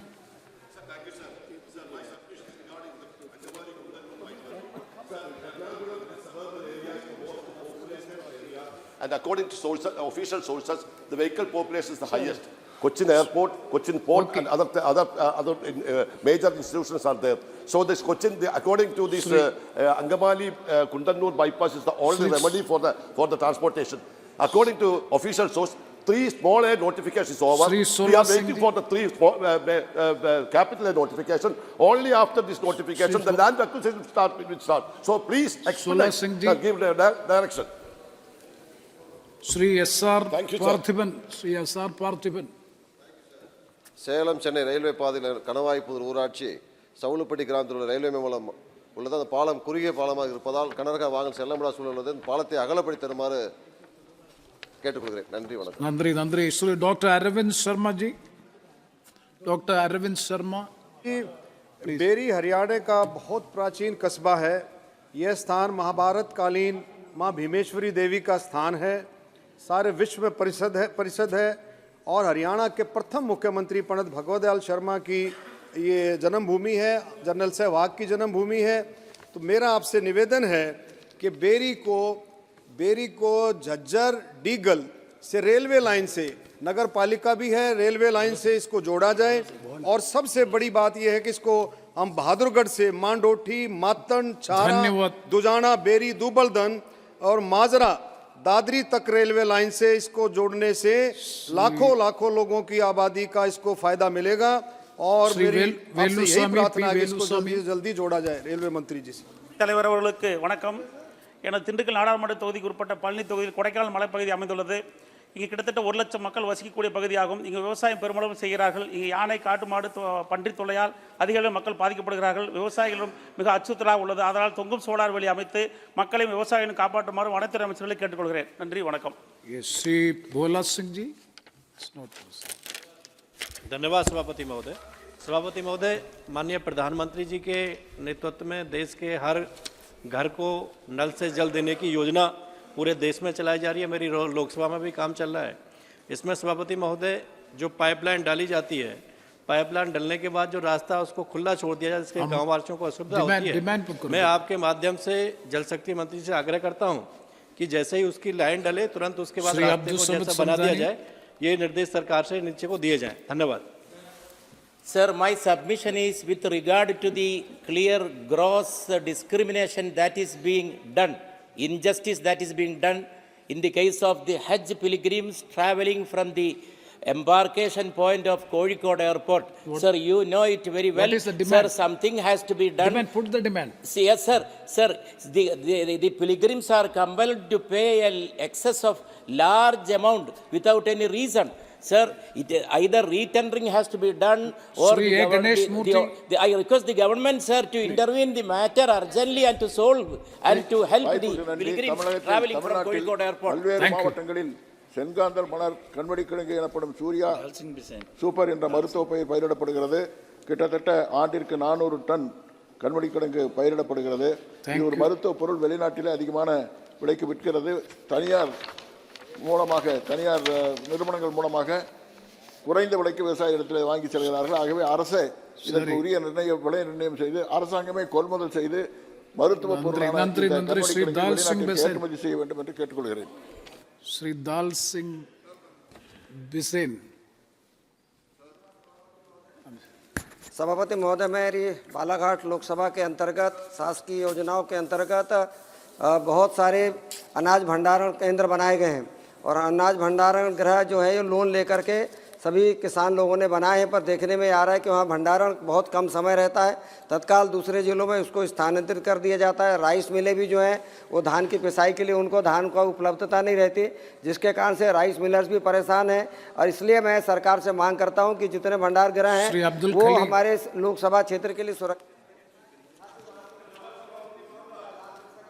उनके आके पहले भी बोला था, जोगी घोपा से आमीनगांव तक भाया बरपेटा, जोनिया, लंगटीसिंगा, सरथेबारी ये अल्टरनेटिव रेलवे लाइन 2 दफा सर्वे हुआ, लेकिन सरकार rail ministry RR rate of return के नाम पे रिजेक्ट किया। अगर रेल लाइन नहीं बनते उस इलाका के कृषि क्षेत्रों का कैसा विकास होगा। और सरकार धार्मिक पर्यटन का बात कहते हैं, बरपेटा शहर सारे सत्रों से घिरे है, श्री जो हमारे गुरजीत महापुरुष औजला। श्रीमंत शंकर देव के कर्म भूमि, जो 17 महापुरुष माधव देव ने स्थापना किया था, वो धार्मिक गुरजीत पर्यटन के लिए भी औजला। बरपेटा। औजला साहब इधर ने ये हो रही लंबी नहीं है। Sir thank you please sir. Speaker sir, आप बोलिए। स्पीकर साहब इधर है, मेरा है टाइम। स्पीकर सर, सॉरी सभापति महोदय, मेरे अजमेर संसदीय क्षेत्र में कृष्णाड, विजयनगर, नसीराबाद, बांधनवाड़ा और मांगरा रेलवे स्टेशन पर रेलों का ठहराव किया जाए। जगत पिता ब्रह्मा जी की नगरी है पुष्कर, और वहाँ से मेड़ता की लाइन को भी जोड़ा जाए। ये रेल मंत्री जी से आपके माध्यम से मेरा निवेदन है। धन्यवाद। प्लीज। थैंक यू स्पीकर साहब मैं ਤੁਹਾਡੇ ਧਿਆਨ ਚ ਲਿਆਉਣਾ ਚਾਹੁੰਦਾ ਕਿ ਸਾਹਿਬ ਸ੍ਰੀ ਗੁਰੂ ਗ੍ਰੰਥ ਸਾਹਿਬ ਜੀ ਦੀ ਬੇਅਦਬੀਆਂ ਜਿਹੜੀਆਂ ਪੰਜਾਬ ਚ ਹੋਈਆਂ ਨੇ 1 ਜੂਨ 2015 ਨੂੰ ਕੋਟਕਪੂਰਾ ਬੁਰਜਵਾਰ ਸਿੰਘ ਵਿਖੇ ਗਾਇਬ ਕੀਤੇ ਗਏ। 12 ਅਕਤੂਬਰ ਨੂੰ ਉਹਨਾਂ ਦੇ ਅੰਗ ਬਰਗਾੜੀ ਵਿਖੇ ਖਿਲਾਰੇ ਗਏ। 14 ਅਕਤੂਬਰ ਨੂੰ ਧਰਨਾ ਦਿੱਤਾ ਗਿਆ। ਸਰ ਇਹ 2015 ਦਾ ਮਸਲਾ ਹੈ, ਅੱਜ ਤੱਕ ਨਿਆਂ ਨਹੀਂ ਮਿਲਿਆ। ਮੈਂ ਸਰਕਾਰ ਤੋਂ ਮੰਗ ਕਰਦਾ ਹਾਂ, ਇਹ ਸ਼੍ਰੋਮਣੀ ਅਕਾਲੀ ਦਲ ਦੇ ਸਮੇਂ ਤੇ ਸਾਰਾ ਕੁਝ ਹੋਇਆ। ਤੁਹਾਡੀ ਸਰਕਾਰ ਸੀ, ਸਰਕਾਰ ਇਹਦੇ ਤੇ ਧਿਆਨ ਦੇਵੇ ਔਰ ਸੈਂਟਰ ਤੋਂ ਚੀਫ ਜਸਟਿਸ ਦੇ ਹੇਠਾਂ ਕਮੇਟੀ ਬਣਾ ਕੇ ਦੋਸ਼ੀਆਂ ਨੂੰ ਸਜ਼ਾਵਾਂ, ਸਖਤ ਸਜ਼ਾਵਾਂ ਦਿੱਤੀਆਂ ਜਾਣ, ਤਾਂ ਕਿ ਸਾਹਿਬ ਸ੍ਰੀ ਗੁਰੂ ਗ੍ਰੰਥ ਸਾਹਿਬ ਜੀ ਦੀ ਦੁਬਾਰਾ ਕੋਈ ਬੇਅਦਬੀ ਕਰਨ ਦੀ ਹਿੰਮਤ ਨਾ ਕਰੇ। ਕਿਸੇ ਵੀ ਹਿੰਮਤ ਨੂੰ ਫਾਂਸੀ ਦੀ ਸਜ਼ਾ ਦਿੱਤੀ ਜਾਵੇ। श्री के जी Madhav. Sir, through you, I demand the government of India special status for Andhra Pradesh because of after bifurcation, it is our dream and also demand, request and also right of Andhra people through increasing the reservations, ST status for Madasi Kurva and Madari Kurva sir, which is calling as a Kurva community. Thank you. ST status for Boya community and also special battalion for Boya community I demand sir. Shri थपिर गावो जी। Thank you sir, मेरा parliamentary क्षेत्रों में Tezu airport और Pasighat airport है।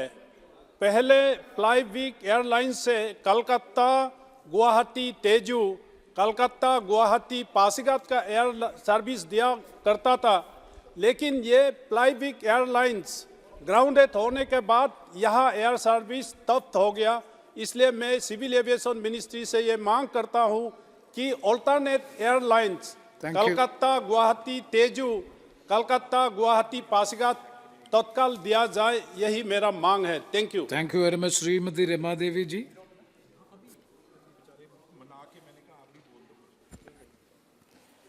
माननीय सभापति महोदय जी, मेरे क्षेत्र के पूर्वी चंपारण अंतर्गत फुलवरिया घाट पुल का अप्रोच का निर्माण भारतमाला प्रोजेक्ट के तहत NHAI से जनहित में शीघ्र कराई जाए। धन्यवाद। श्री दुर्गा दास उकई। सभापति जी आपका धन्यवाद।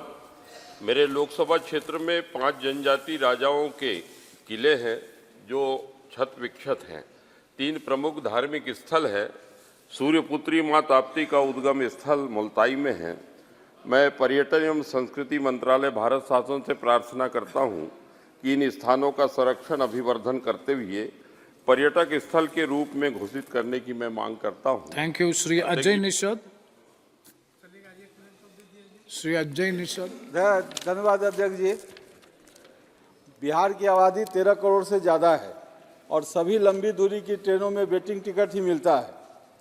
मुजफ्फरपुर से दिल्ली भाया गोरखपुर आने में 18 घंटा से ज़्यादा समय लगता है। मेरा आपके माध्यम से मांग है कि मुजफ्फरपुर से दिल्ली भाया पाटलिपुत्र दानापुर होते हुए अगर ट्रेन चलाई जाए तो मात्र 14 घंटा में दिल्ली पहुंचा जा सकता है। आपके माध्यम से रेल मंत्री से मांग है कि मुजफ्फरपुर से नई दिल्ली भाया दानापुर एक ट्रेन दी जाए। धन्यवाद। श्री पीपी चौधरी जी।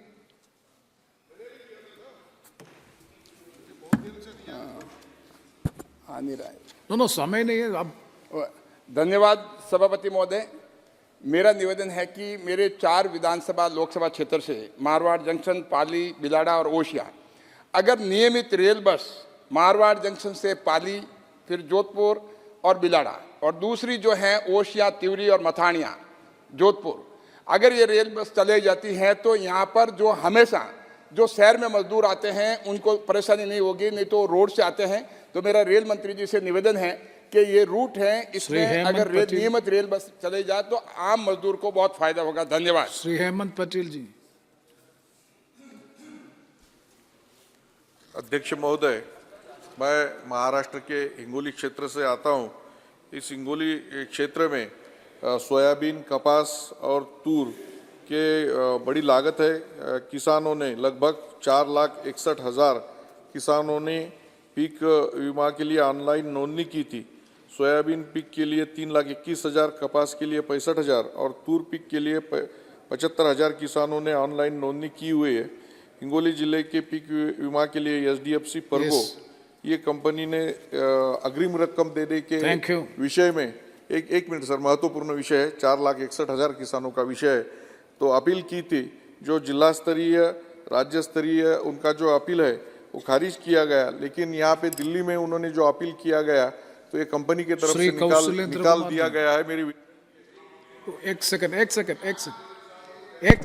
अब कंक्लूड कर, एक मिनट सर, मेरी आपको विनंती है सर कि 4,61,000 की ये जो अपील है ये अपील मान्य की जाए और कृषि मंत्री जी को बोला जाए कि हिंगोली के किसानों को एक न्याय दिया जाए। धन्यवाद सर। श्री कौशलेंद्र कुमार जी। सभापति महोदय, आपने मौका दिया, बहुत बहुत धन्यवाद। मैं नालंदा संसदीय क्षेत्र से आता हूं। हमारे यहाँ लगभग लाखों पर्यटक डेली आते हैं सर। उसका कारण है कि नालंदा अंतर्राष्ट्रीय विश्वविद्यालय है, जू सफारी है, ग्लास ब्रिज जो दुनिया में दूसरे जगह पर राजगीर में है सर, इसीलिए काफ़ी पर्यटक आते हैं। मेरा अनुरोध है कि नालंदा में एक 5 सितारा होटल और एयरपोर्ट की व्यवस्था किया जाए, जिससे कि आने जाने वाले पर्यटकों को लाभ मिल सके। बहुत बहुत धन्यवाद। श्री मनोज रजोरिया। धन्यवाद सभापति महोदय जी। मैं मेरे संसदीय क्षेत्र के आस्था के केंद्र श्री मेहंदीपुर बालाजी, श्री मदन मोहन जी मंदिर करौली, माँ राजराजेश्वरी कैला देवी और मचकुंड धाम धौलपुर के लिए आपके माध्यम से भारत सरकार से मांग करता हूं कि ये सभी पवित्र तीर्थ स्थल हैं और लाखों की संख्या में हर महीने श्रद्धालु यहाँ पर आते हैं। कृपया काशी और उज्जैन कॉरिडोर की भांति यहाँ पर भी कॉरिडोर का विकास किया जाए, जिससे भक्तों को इस तीर्थ स्थल का और लाभ मिल सके और ये तीर्थ स्थल पूरे भारत नहीं पूरी दुनिया में प्रसिद्ध है। अतः पुनः मांग करता हूं कि इन सभी तीर्थ स्थलों पर कॉरिडोर की स्थापना तुरंत प्रभाव से की जाए। धन्यवाद। Thank you. श्री बिडियूट बैरन मैठो।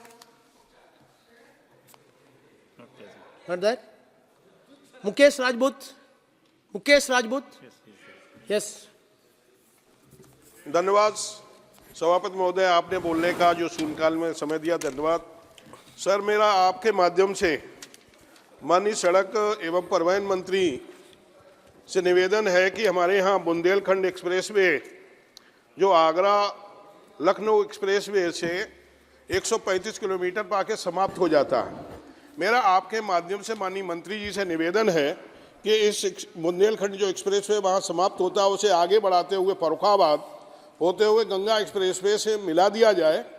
इससे मिलने से हमारे फर्रुखाबाद में विश्व प्रसिद्ध शंखसा एक स्थान है जहाँ भगवान बुद्ध का स्वर्गावतरण हुआ था, और बाबा नीम करोड़ी धाम की तपोस्थली भी है जहाँ विश्व के लोग आते हैं। तो इसलिए मेरा आपके माध्यम से पुनः माननीय मंत्री जी से निवेदन है, इस पिछड़े क्षेत्र का विकास भी हो जाएगा और साथ साथ में उस क्षेत्र में पर्यटन क्षेत्र में भी लोगों को बढ़ावा मिलेगा। धन्यवाद सर। सुनील कुमार सोनी, सुनील कुमार सोनी प्लीज। धन्यवाद। आजादी के बाद पहली बार छत्तीसगढ़ रेल विभाग को लगभग 7,000 करोड़ रुपया दिया गया, जिसके लिए मैं प्रधानमंत्री मोदी जी का धन्यवाद करता हूं। अधोसंरचना निर्माण के कारण लंबे समय से रद्द या फिर विलंब हो रही ट्रेनों को पुनः चालू करने हुए मंत्री जी से मैं निवेदन करता हूं कि कार्य को शीघ्र उसका समापन करके जो है वो फिर से जो है समय पर ट्रेनों को चालू किया जाए। पहले जिन स्टेशनों में स्टॉपेज होता था वहाँ पे पुनः स्टॉपेज की व्यवस्था हेतु निर्देशित करें एवं वंदे भारत एक ट्रेन जो है छत्तीसगढ़ में चालू हुई है, उसके लिए मैं मोदी जी और मंत्री जी को धन्यवाद देता हूँ। फास्ट ट्रेनें और चालू हो, इसका निवेदन करता हूँ। बहुत बहुत धन्यवाद। सिमरनजीत सिंह मान। I wish to state that in my constituency, Sangrur, the river Gaggar plays havoc year after year. I want the Water Resources Minister to strengthen its embankments and dredging be done to remove the silt. Thank you. Thank you. Dilip Sakia. Dilip Saikia. और आपके माध्यम से मैं भारत सरकार से मांग करता हूं कि ताई आहोम, मोरान मतक, सुतिया, कोस राजवंशी टी गार्डन के कम्युनिटी को जल्द ही उनको एसटी स्टेटस मिले, पहला। दूसरा, कलिता जनगोष्ठी पूरे 50 लाख से ऊपर का आबादी है, उनको भी सोशियो इकोनॉमिक पॉलिटिकल रिजर्वेशन मिले, ये भी मेरा मांग है। तीसरा, श्रीमंत शंकरदेव जगतगुरु उनके नाम पर पूरे भारत के जो केंद्रीय विश्वविद्यालय है वहाँ पर उनके नाम पर शंकरदेव आसन शुरू किया जाए, यही मेरा डिमांड है। Thank you. Dileshwar कामित, Shri Dileshwar कामित, please. महोदय, मेरे संसदीय क्षेत्र सुपौल के प्रतापगढ़ से भीमनगर रेल लाइन 1934 के भूकंप में ध्वस्त हो गया था और अभी तक रेल लाइन का निर्माण नहीं हो पाया है। जमीन अधिग्रहण करने की भी आवश्यकता नहीं है। अतः निवेदन है कि प्रतापगढ़ से भीमनगर रेल लाइन जो सीमावर्ती क्षेत्र है उसमें निर्माण करके उस क्षेत्र की जनता को इसका लाभ मिले। धन्यवाद। Thank you. रविंदर कुशवाहा, श्री रविंदर कुशवाहा।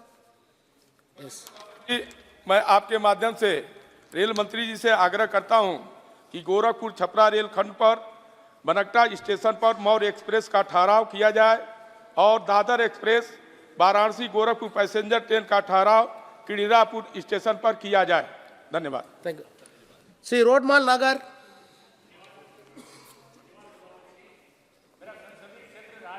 70 वर्षों से अति पिछड़े क्षेत्र में सम्मिलित था तथा विकास हेतु आशान्वित रहा है, जिससे माननीय प्रधानमंत्री जी ने आकांक्षी जिले में सम्मिलित कर मोहनपुरा, कुंडालिया, रेसई, पार्वती ऐसे डैम से 5 लाख हेक्टेयर जमीन नई सिंचित और की परियोजनाएं, मेडिकल कॉलेज, 4 राष्ट्रीय राजमार्ग तथा रामगंज मंडी भोपाल रेल लाइन की सौगात देकर विकासशील क्षेत्र की दौड़ में सम्मिलित किया है। आपके माध्यम से मैं सरकार से आग्रह करना चाहता हूं कि जिन फसलों का उत्पादन हमारे क्षेत्र में हो रहा है उनकी प्रसंस्करण की इकाई भी क्षेत्र में स्थापित कर औद्योगिक कॉरिडोर बनाने का मार्ग प्रशस्त करें, जिससे गरीब, किसान, महिलाओं और युवाओं को अधिक से अधिक रोजगार मिलेगा तथा देश को समृद्ध बनाने में राजगढ़ क्षेत्र की भी भूमिका रहेगी। धन्यवाद। Professor Rai. I rise to speak on the MG NREG dues of West Bengal. In 3 years, West Bengal dues in MG NREG has mounted to 7,300 crores. 21 lakh daily wage workers have been deprived because of this very cruel step by the center. We have met with the Chief Minister of West Bengal, the Honorable Prime Minister. He promised to look into it. He has not done anything. The West Bengal Chief Minister has promised that she will pay the dues of these 21 lakh workers by 21st February. But this is a gross violation of the federal principles. I'll finish in one sentence. Please. This is a gross violation of federal principles, and the center is using false pretext. They are saying that something has been spoken about this scheme in Bengal by the AG. This is totally false. AG has said that why have utilization certificates not been submitted. Please put your demand. That is false. I demand that still the center should pay this MG NREG dues to West Bengal and save the poor. Thank you. Thank you. Sri Dulal Chand Goswami. धन्यवाद सभापति महोदय। मेरे लोकसभा कटिहार अंतर्गत Katihar rail division से कटिहार मुकरिया के बीच छिटाबारी और कटिहार कुमेदपुर के बीच भगवान चौक में रेलवे आरओबी नहीं बनने से शहर को जाम का सामना करना पड़ता है। इसीलिए मैं माननीय रेल मंत्री जी से आपके माध्यम से कटिहार भगवान चौक और छिटाबारी में रेलवे आरओबी बनाने का मांग करता हूं। धन्यवाद। Thank you. Shri Vinod Kumar, Vinod Shankar please. सभापति महोदय, 2024 और 25 के बजट में माननीय प्रधानमंत्री जी के नेतृत्व में देश भर के आंगनबाड़ी और आशा बहुओं को जो आयुष्मान कार्ड 5 लाख तक का निःशुल्क इलाज किया है, उसके लिए माननीय प्रधानमंत्री जी का मैं अभिनंदन करता हूं। मैं निवेदन करता हूं कि 3 श्रेणी और है। एक देश भर के दिव्यांगजन, दूसरे क्रॉस जेंडर और तीसरी स्वयं सहायता ग्रुप की महिलाएं, इनको भी 5 लाख तक का निःशुल्क इलाज देने की कृपा करें। ऐसा मैं सरकार से और माननीय मंत्री जी यहाँ उपस्थित है, स्वास्थ्य मंत्री, उनसे निवेदन करूंगा कि इसको सम्मिलित करें। गजेंद्र सिंह पटेल, श्री गजेंद्र सिंह पटेल। धन्यवाद माननीय सभापति जी। मैं आपके माध्यम से मेरे मध्य प्रदेश की खरगोन बड़वानी लोकसभा से मैं आता हूं, जो जनजाति बाहुल्य है। यहाँ पर इंदौर मलमाड़ परियोजना का काम चल रहा है, परंतु उसका काम बड़ी धीमी गति से चल रहा है। परंतु इस बार के बजट में भूमि अधिग्रहण के लिए 716 करोड़ रुपए स्वीकृत हुए हैं। मैं आपके माध्यम से रेल मंत्री जी का धन्यवाद देता हूं और एक आग्रह और एक निवेदन करता हूं कि जो खंडवा से खरगोन बड़वानी जो रेल लाइन है, जिसकी डीपीआर तैयार हो चुकी है, उसको शीघ्र स्वीकृत किया जाए, जिससे मेरी लोकसभा को लाभ मिल पाए। पुनः धन्यवाद। Thank you. Shri Rajiv Rai, Shri Rajiv please. सभापति महोदय, प्लीज प्लीज प्लीज। मैं एक बहुत ही संगीन समस्या जो प्रधानमंत्री की जो डेवलपमेंटल एजेंडा है, जिसके तहत जैसे पीएमजीएसवाई और जल जीवन मिशन जैसे स्कीम, डिफेंस एनक्लेव के अंदर जो सिविलियन रहते हैं वहां पे पहुंचने में दिक्कत होता है। आज माननीय रक्षा मंत्री यहाँ पे मौजूद है। मैं रक्षा मंत्री जी की नज़र में लाना चाहता हूँ कि मेरे वहाँ पे सिलचर लोकसभा समष्टि में काफ़ी सारे डिफेंस एनक्लेव है। मसीमपुर में असम राइफल्स की, आर्मी की, वहाँ पे कुछ जगह पे हमारे सिविलियन लोग रहते हैं। 100 परिवार, 200 परिवार, 250 परिवार जो पट्टा लैंड में रहते हैं, जो डिफेंस की लैंड नहीं है। वहाँ पे जल जीवन मिशन, प्रधानमंत्री आवास। My demand is in a defense enclave there are certain civilian areas. What is your demand, please? The demand is that the defense ministry should take a policy decision to allow JJM and Pradhan Mantri Sadak Yojana to reach. Thank you, Mr. Speaker. Mr. M. Gurumurthy. Thank you, Honorable Chairman, sir. Sir, there is a remarkable growth and development that Tirupati city has experienced in recent years, sir. The population has surged beyond 10 lakhs and continues to grow steadily. Reclassification of Tirupati city from Z category to Y category city is required in terms of HRA, sir. Reclassification will enhance house rent allowance for central government employees serving in the city, sir. It is crucial for ensuring that the government employees receive the benefits commensurate with the city's growth, sir. I request the central government through you, sir, to initiate necessary action for reclassification of Tirupati city from its current status as Z category city to Y category city, sir. Thank you, sir. Imtiaz Jalil, please. अध्यक्ष महोदय, कुछ दिन पहले एक बड़ा मोर्चा वो गरीब लोगों का जिन्होंने अपनी ज़िंदगी भर की कमाई कोऑपरेटिव सोसाइटीज़ और कोऑपरेटिव बैंक्स के अंदर डाली है, ये औरंगाबाद के विभागीय आयुक्त कार्यालय के अंदर, उसमें 70, 80 और 90 साल की तक महिलाएं थी।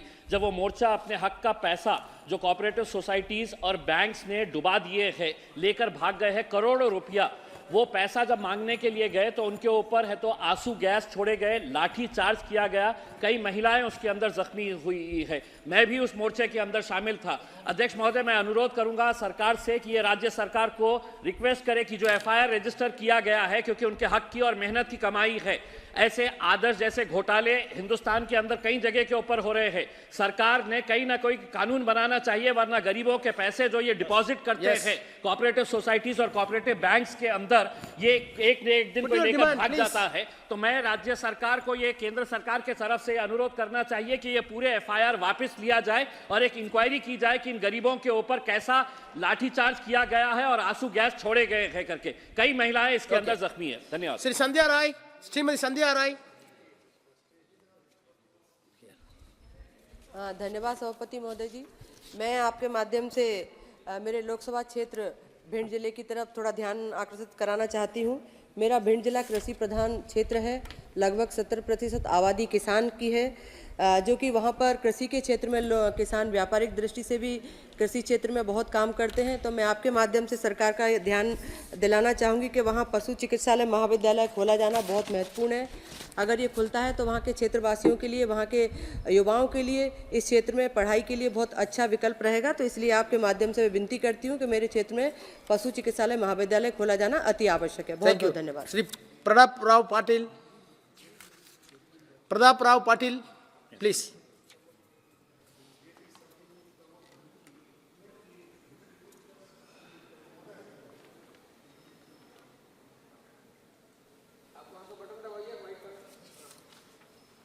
प्लीज महोदय, राष्ट्रमाता गौ माता को प्रणाम करते हुए आपसे गौ माता के विषय में कुछ मांगों का आग्रह करना चाहता हूँ। आज हमारे जीवन का मुख्य आधार गाय है और उसे पूरे देश के तवज्जो नहीं दी जा रही है और गायों की संख्या बहुत कम रह गई है। लोग गाय का पचगन्य तो प्राप्त करना चाहते हैं, लेकिन उसे पालने से दूर भागते हैं। किसानों को इसकी जिम्मेदारी का भार नियम कानून बनाकर सौंपा होगा, क्योंकि गाय हमेशा से कृषि का आधार रहा है। इसलिए हमने गाय की पशु नहीं माता का दर्जा दिया है।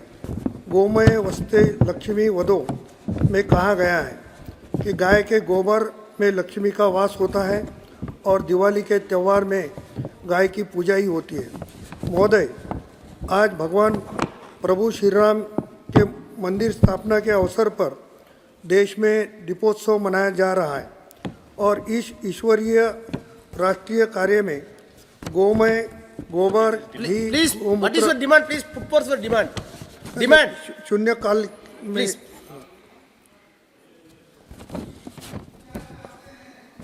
दूध आदि मल्ला प्राथमिक से एकत्र किया जा रहा है। हमारे पास गाय रखने की जगह नहीं होती, लेकिन कुत्ते पालने के लिए बहुत खर्च और जगह है और दूध, घी, खाद, गोबर, गोमूत्र हमें गाय से चाहिए। तो ये कैसे हो सकता है कि गौ माता मानव जीवन का आधार है? हमें गाय के पालन हेतु सख्त नियम और कानून बनाने की आवश्यकता है। देश में हर किसान को गाय और खेत में वृक्ष रखना अनिवार्यता होनी चाहिए, जिसकी कुछ खास शर्तों हो। What is your demand please? Demand, your demand. Sir, demand नहीं है, शून्य काल का। फिनिश। ओके। श्री गजानन कृतिकार। धन्यवाद अध्यक्ष महोदय। देश में एस्टमी पेशेंट करीब 5 लाख की संख्या में ये जो मरीज है, संजय सेठ, ये मरीज ऐसे बनते हैं कि उनका शरीर का मलमूत्र ये नैसर्गिक मार्ग से डिस्चार्ज होता नहीं है, इसलिए उनको पेट में थैली यानी बैग लगानी पड़ती है। इससे इनका प्रवास जो है, सफ़र है, गाड़ी में चलना है, समाज में चलना है, ये बहुत कठिन परिस्थिति उनके लिए होती है। तो उनको विकलांग श्रेणी में लाना ये जरूरी है।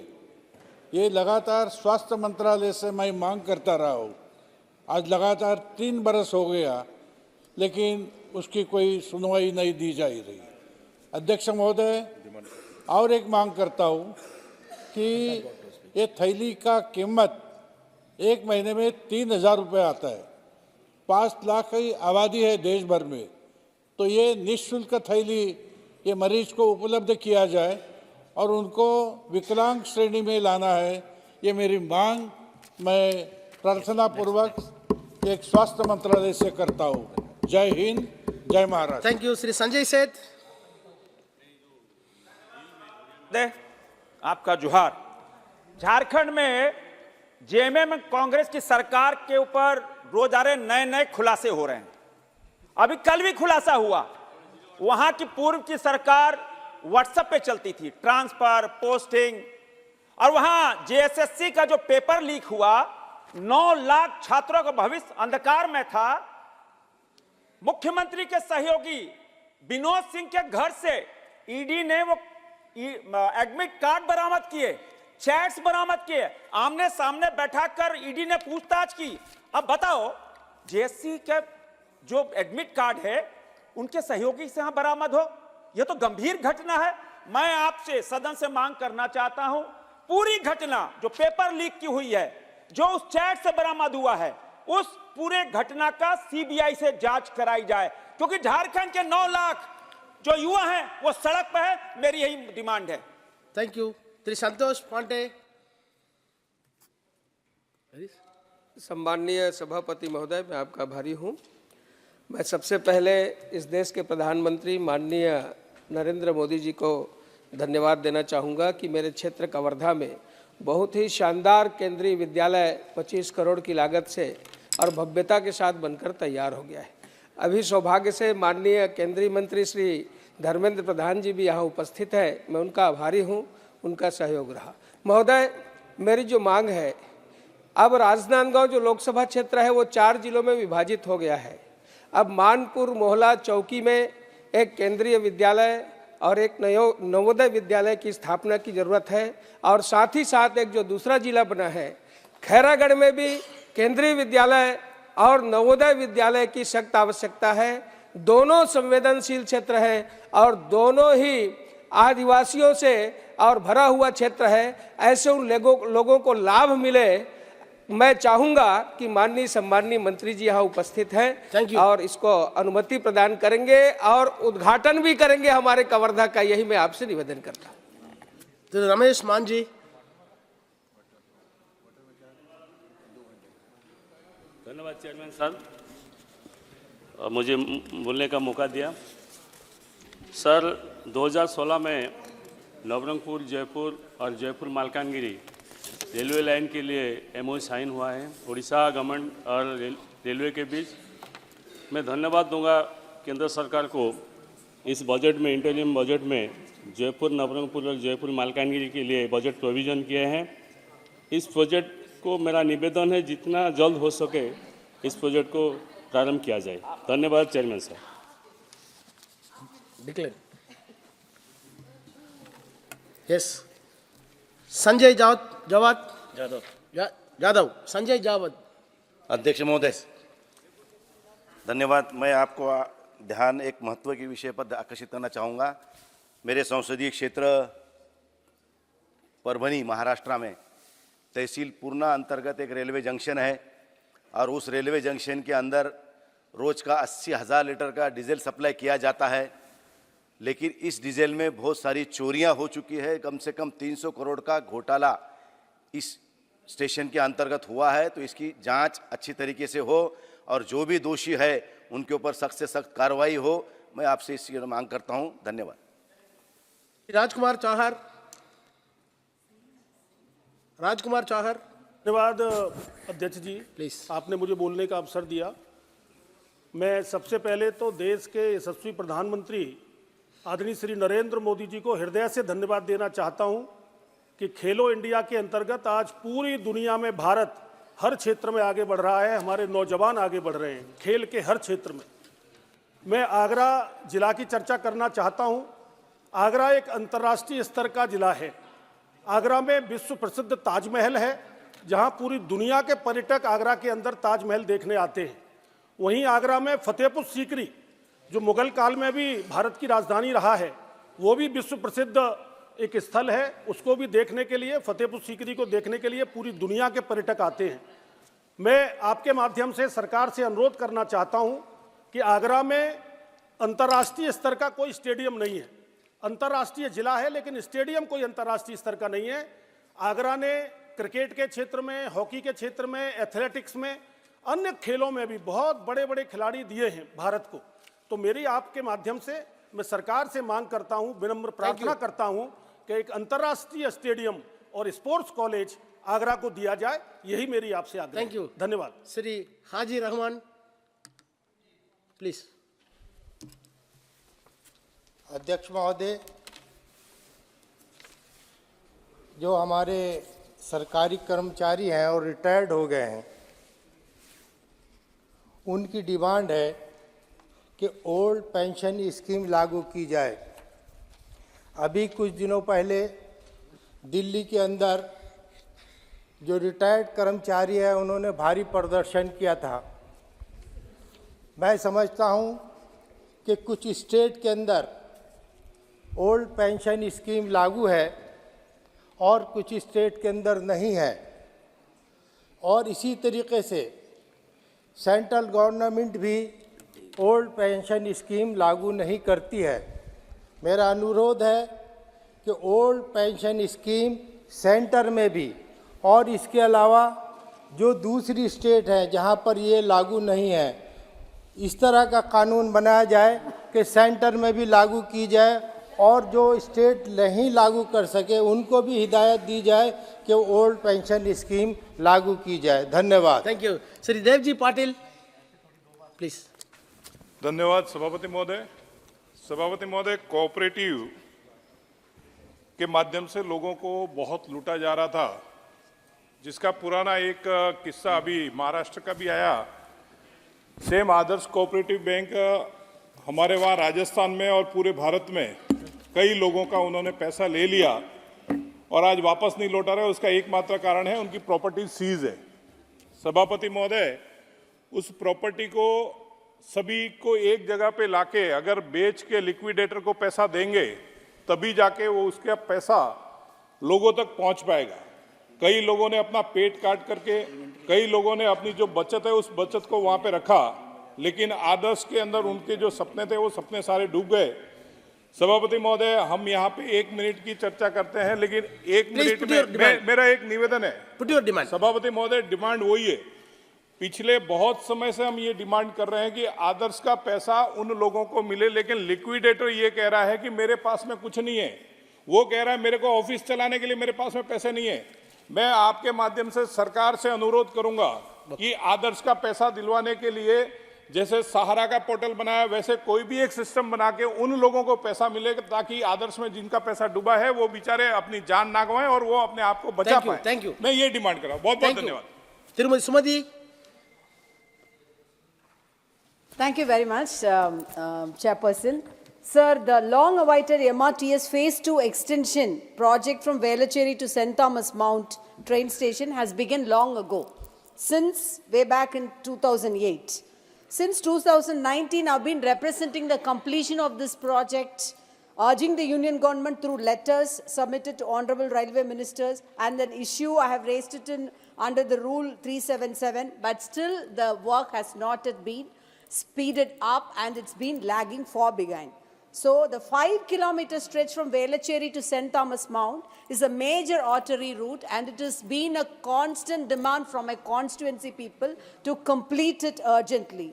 So I would like to urge the Union government through you, sir, to expedite the extension of MRTS from Velachery to St. Thomas Mount and to complete it with immediate effect. Thank you, Thank you. Sri Mehtap, please.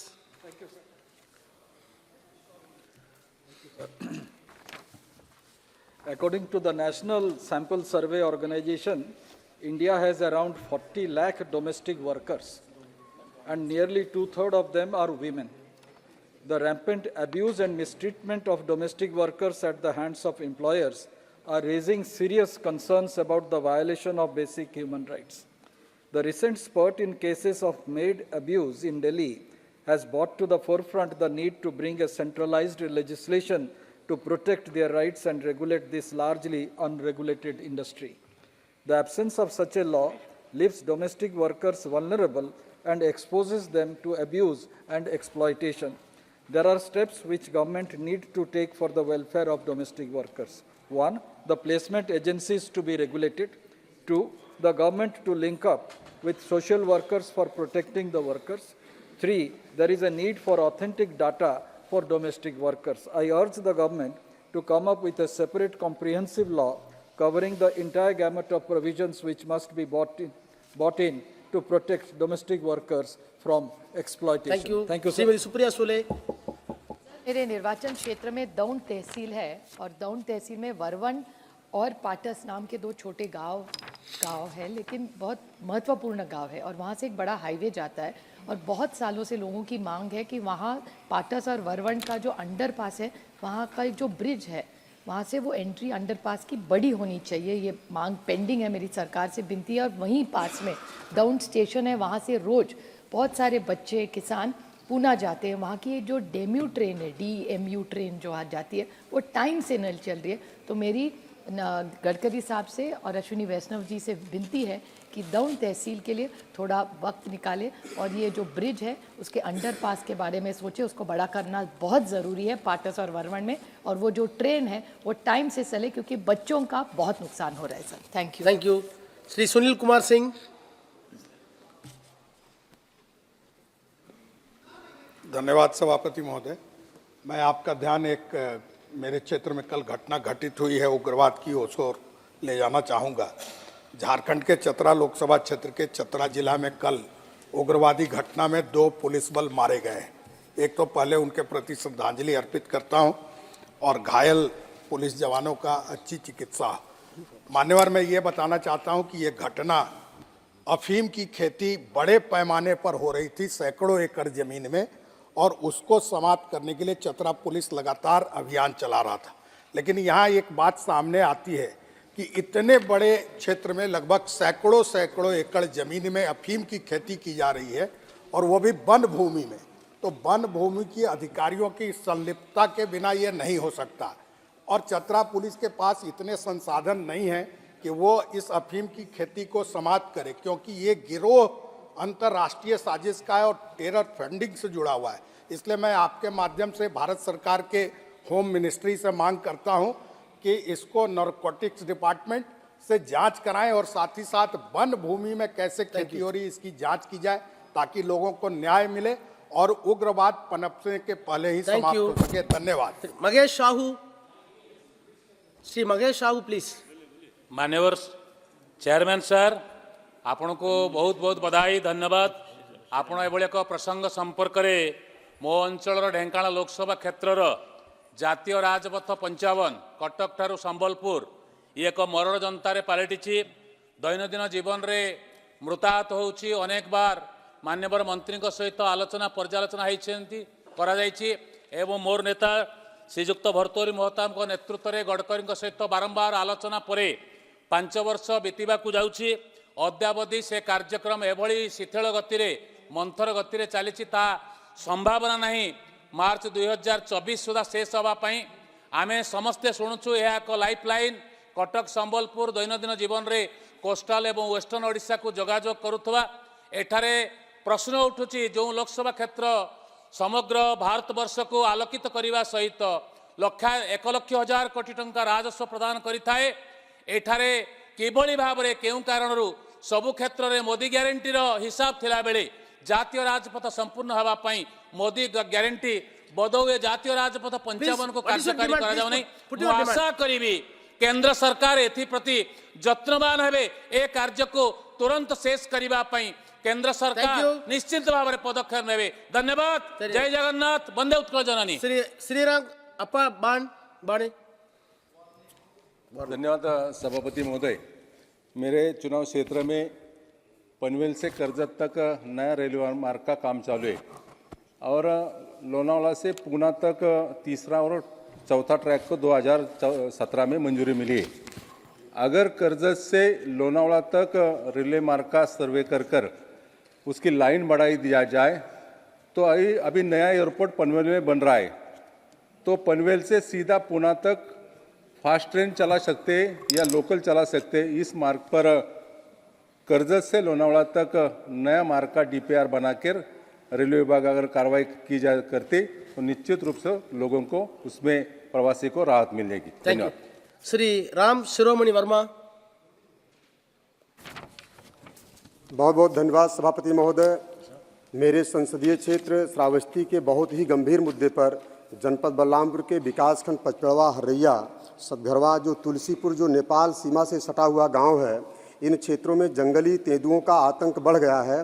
जंगली तेंदुए ने 4 नवंबर को ग्राम लालनगर सिपहिया के 5 वर्षीय बंदनी को, 11 नवंबर को ग्राम लालनगर सिपहिया के ही 6 वर्षीय अरुण वर्मा को, 16 नवंबर को ग्राम बेलवा के 7 वर्षीय विकास को और 24 नवंबर को ग्राम बनकटवा निवासी 5 वर्षीय रितेश को, 25 नवंबर को गांव जुगहिवा निवासी 7 वर्ष मुकेश को, 3 दिसंबर को भगवानपुर कोणर निवासी 7 वर्षीय अनुष्का को, ऐसे कम से कम 10-12 बच्चों को माननीय सभापति महोदय जंगल से हमला किया और बुरी तरह से घायल कर दिया। जो आज अध्यक्ष महोदय आपके माध्यम से मैं भारत सरकार से मेरी मांग है कि पीड़ित परिवार को कम से कम 25-25 लाख मुआवजा दिया जाए और नेपाल बॉर्डर के सटे हुए जनपद श्रावस्ती बलरामपुर के जंगल के किनारे गांवों में हाई मास्क लाइट बैरिकेटिंग लगवाने की व्यवस्था की जाए, जिससे जंगली जानवरों का आतंक बंद हो और वहां के लोगों को जान माल की सुरक्षा हो सके, जिससे आम जनमानस की जंगली जानवरों की जीवन की सुरक्षा हो सके। धन्यवाद। तिरुमति कनिमणि। So the union government owns more than 14,000 acres of salt producing lands in Tamil Nadu. The land is leased and further subleased. Since the price of lease is unaffordable, the leaseholders do not pay the workers enough and they are treated in a way like they are bondage workers. Most of them lack any targeted social security scheme or proper basic amenities in the salt pans such as bathrooms, and they suffer many occupational health issues which are related, and women especially. They develop problems with their uterus and so many other complications because of their working conditions. The union government under the Salt Cess Act in 1953 used to levy the salt cess of 1% on salt trade. It was later abolished. This was used for the welfare of the salt pan workers. So I request the government to create a separate welfare fund for the welfare of the salt pan workers so that the funds could be used to conduct some beneficial projects for these salt pan workers and especially their children, and also for the treatment of occupational health hazards. And I request the government to also ensure that the pan leases are given at affordable prices to the workers' cooperatives and specifically to the women cooperatives. Thank you. Nandri. Honorable members who have been permitted to raise matters under Rule 377 today may personally hand over approved text of the matter at the table within 20 minutes. Item number 34 and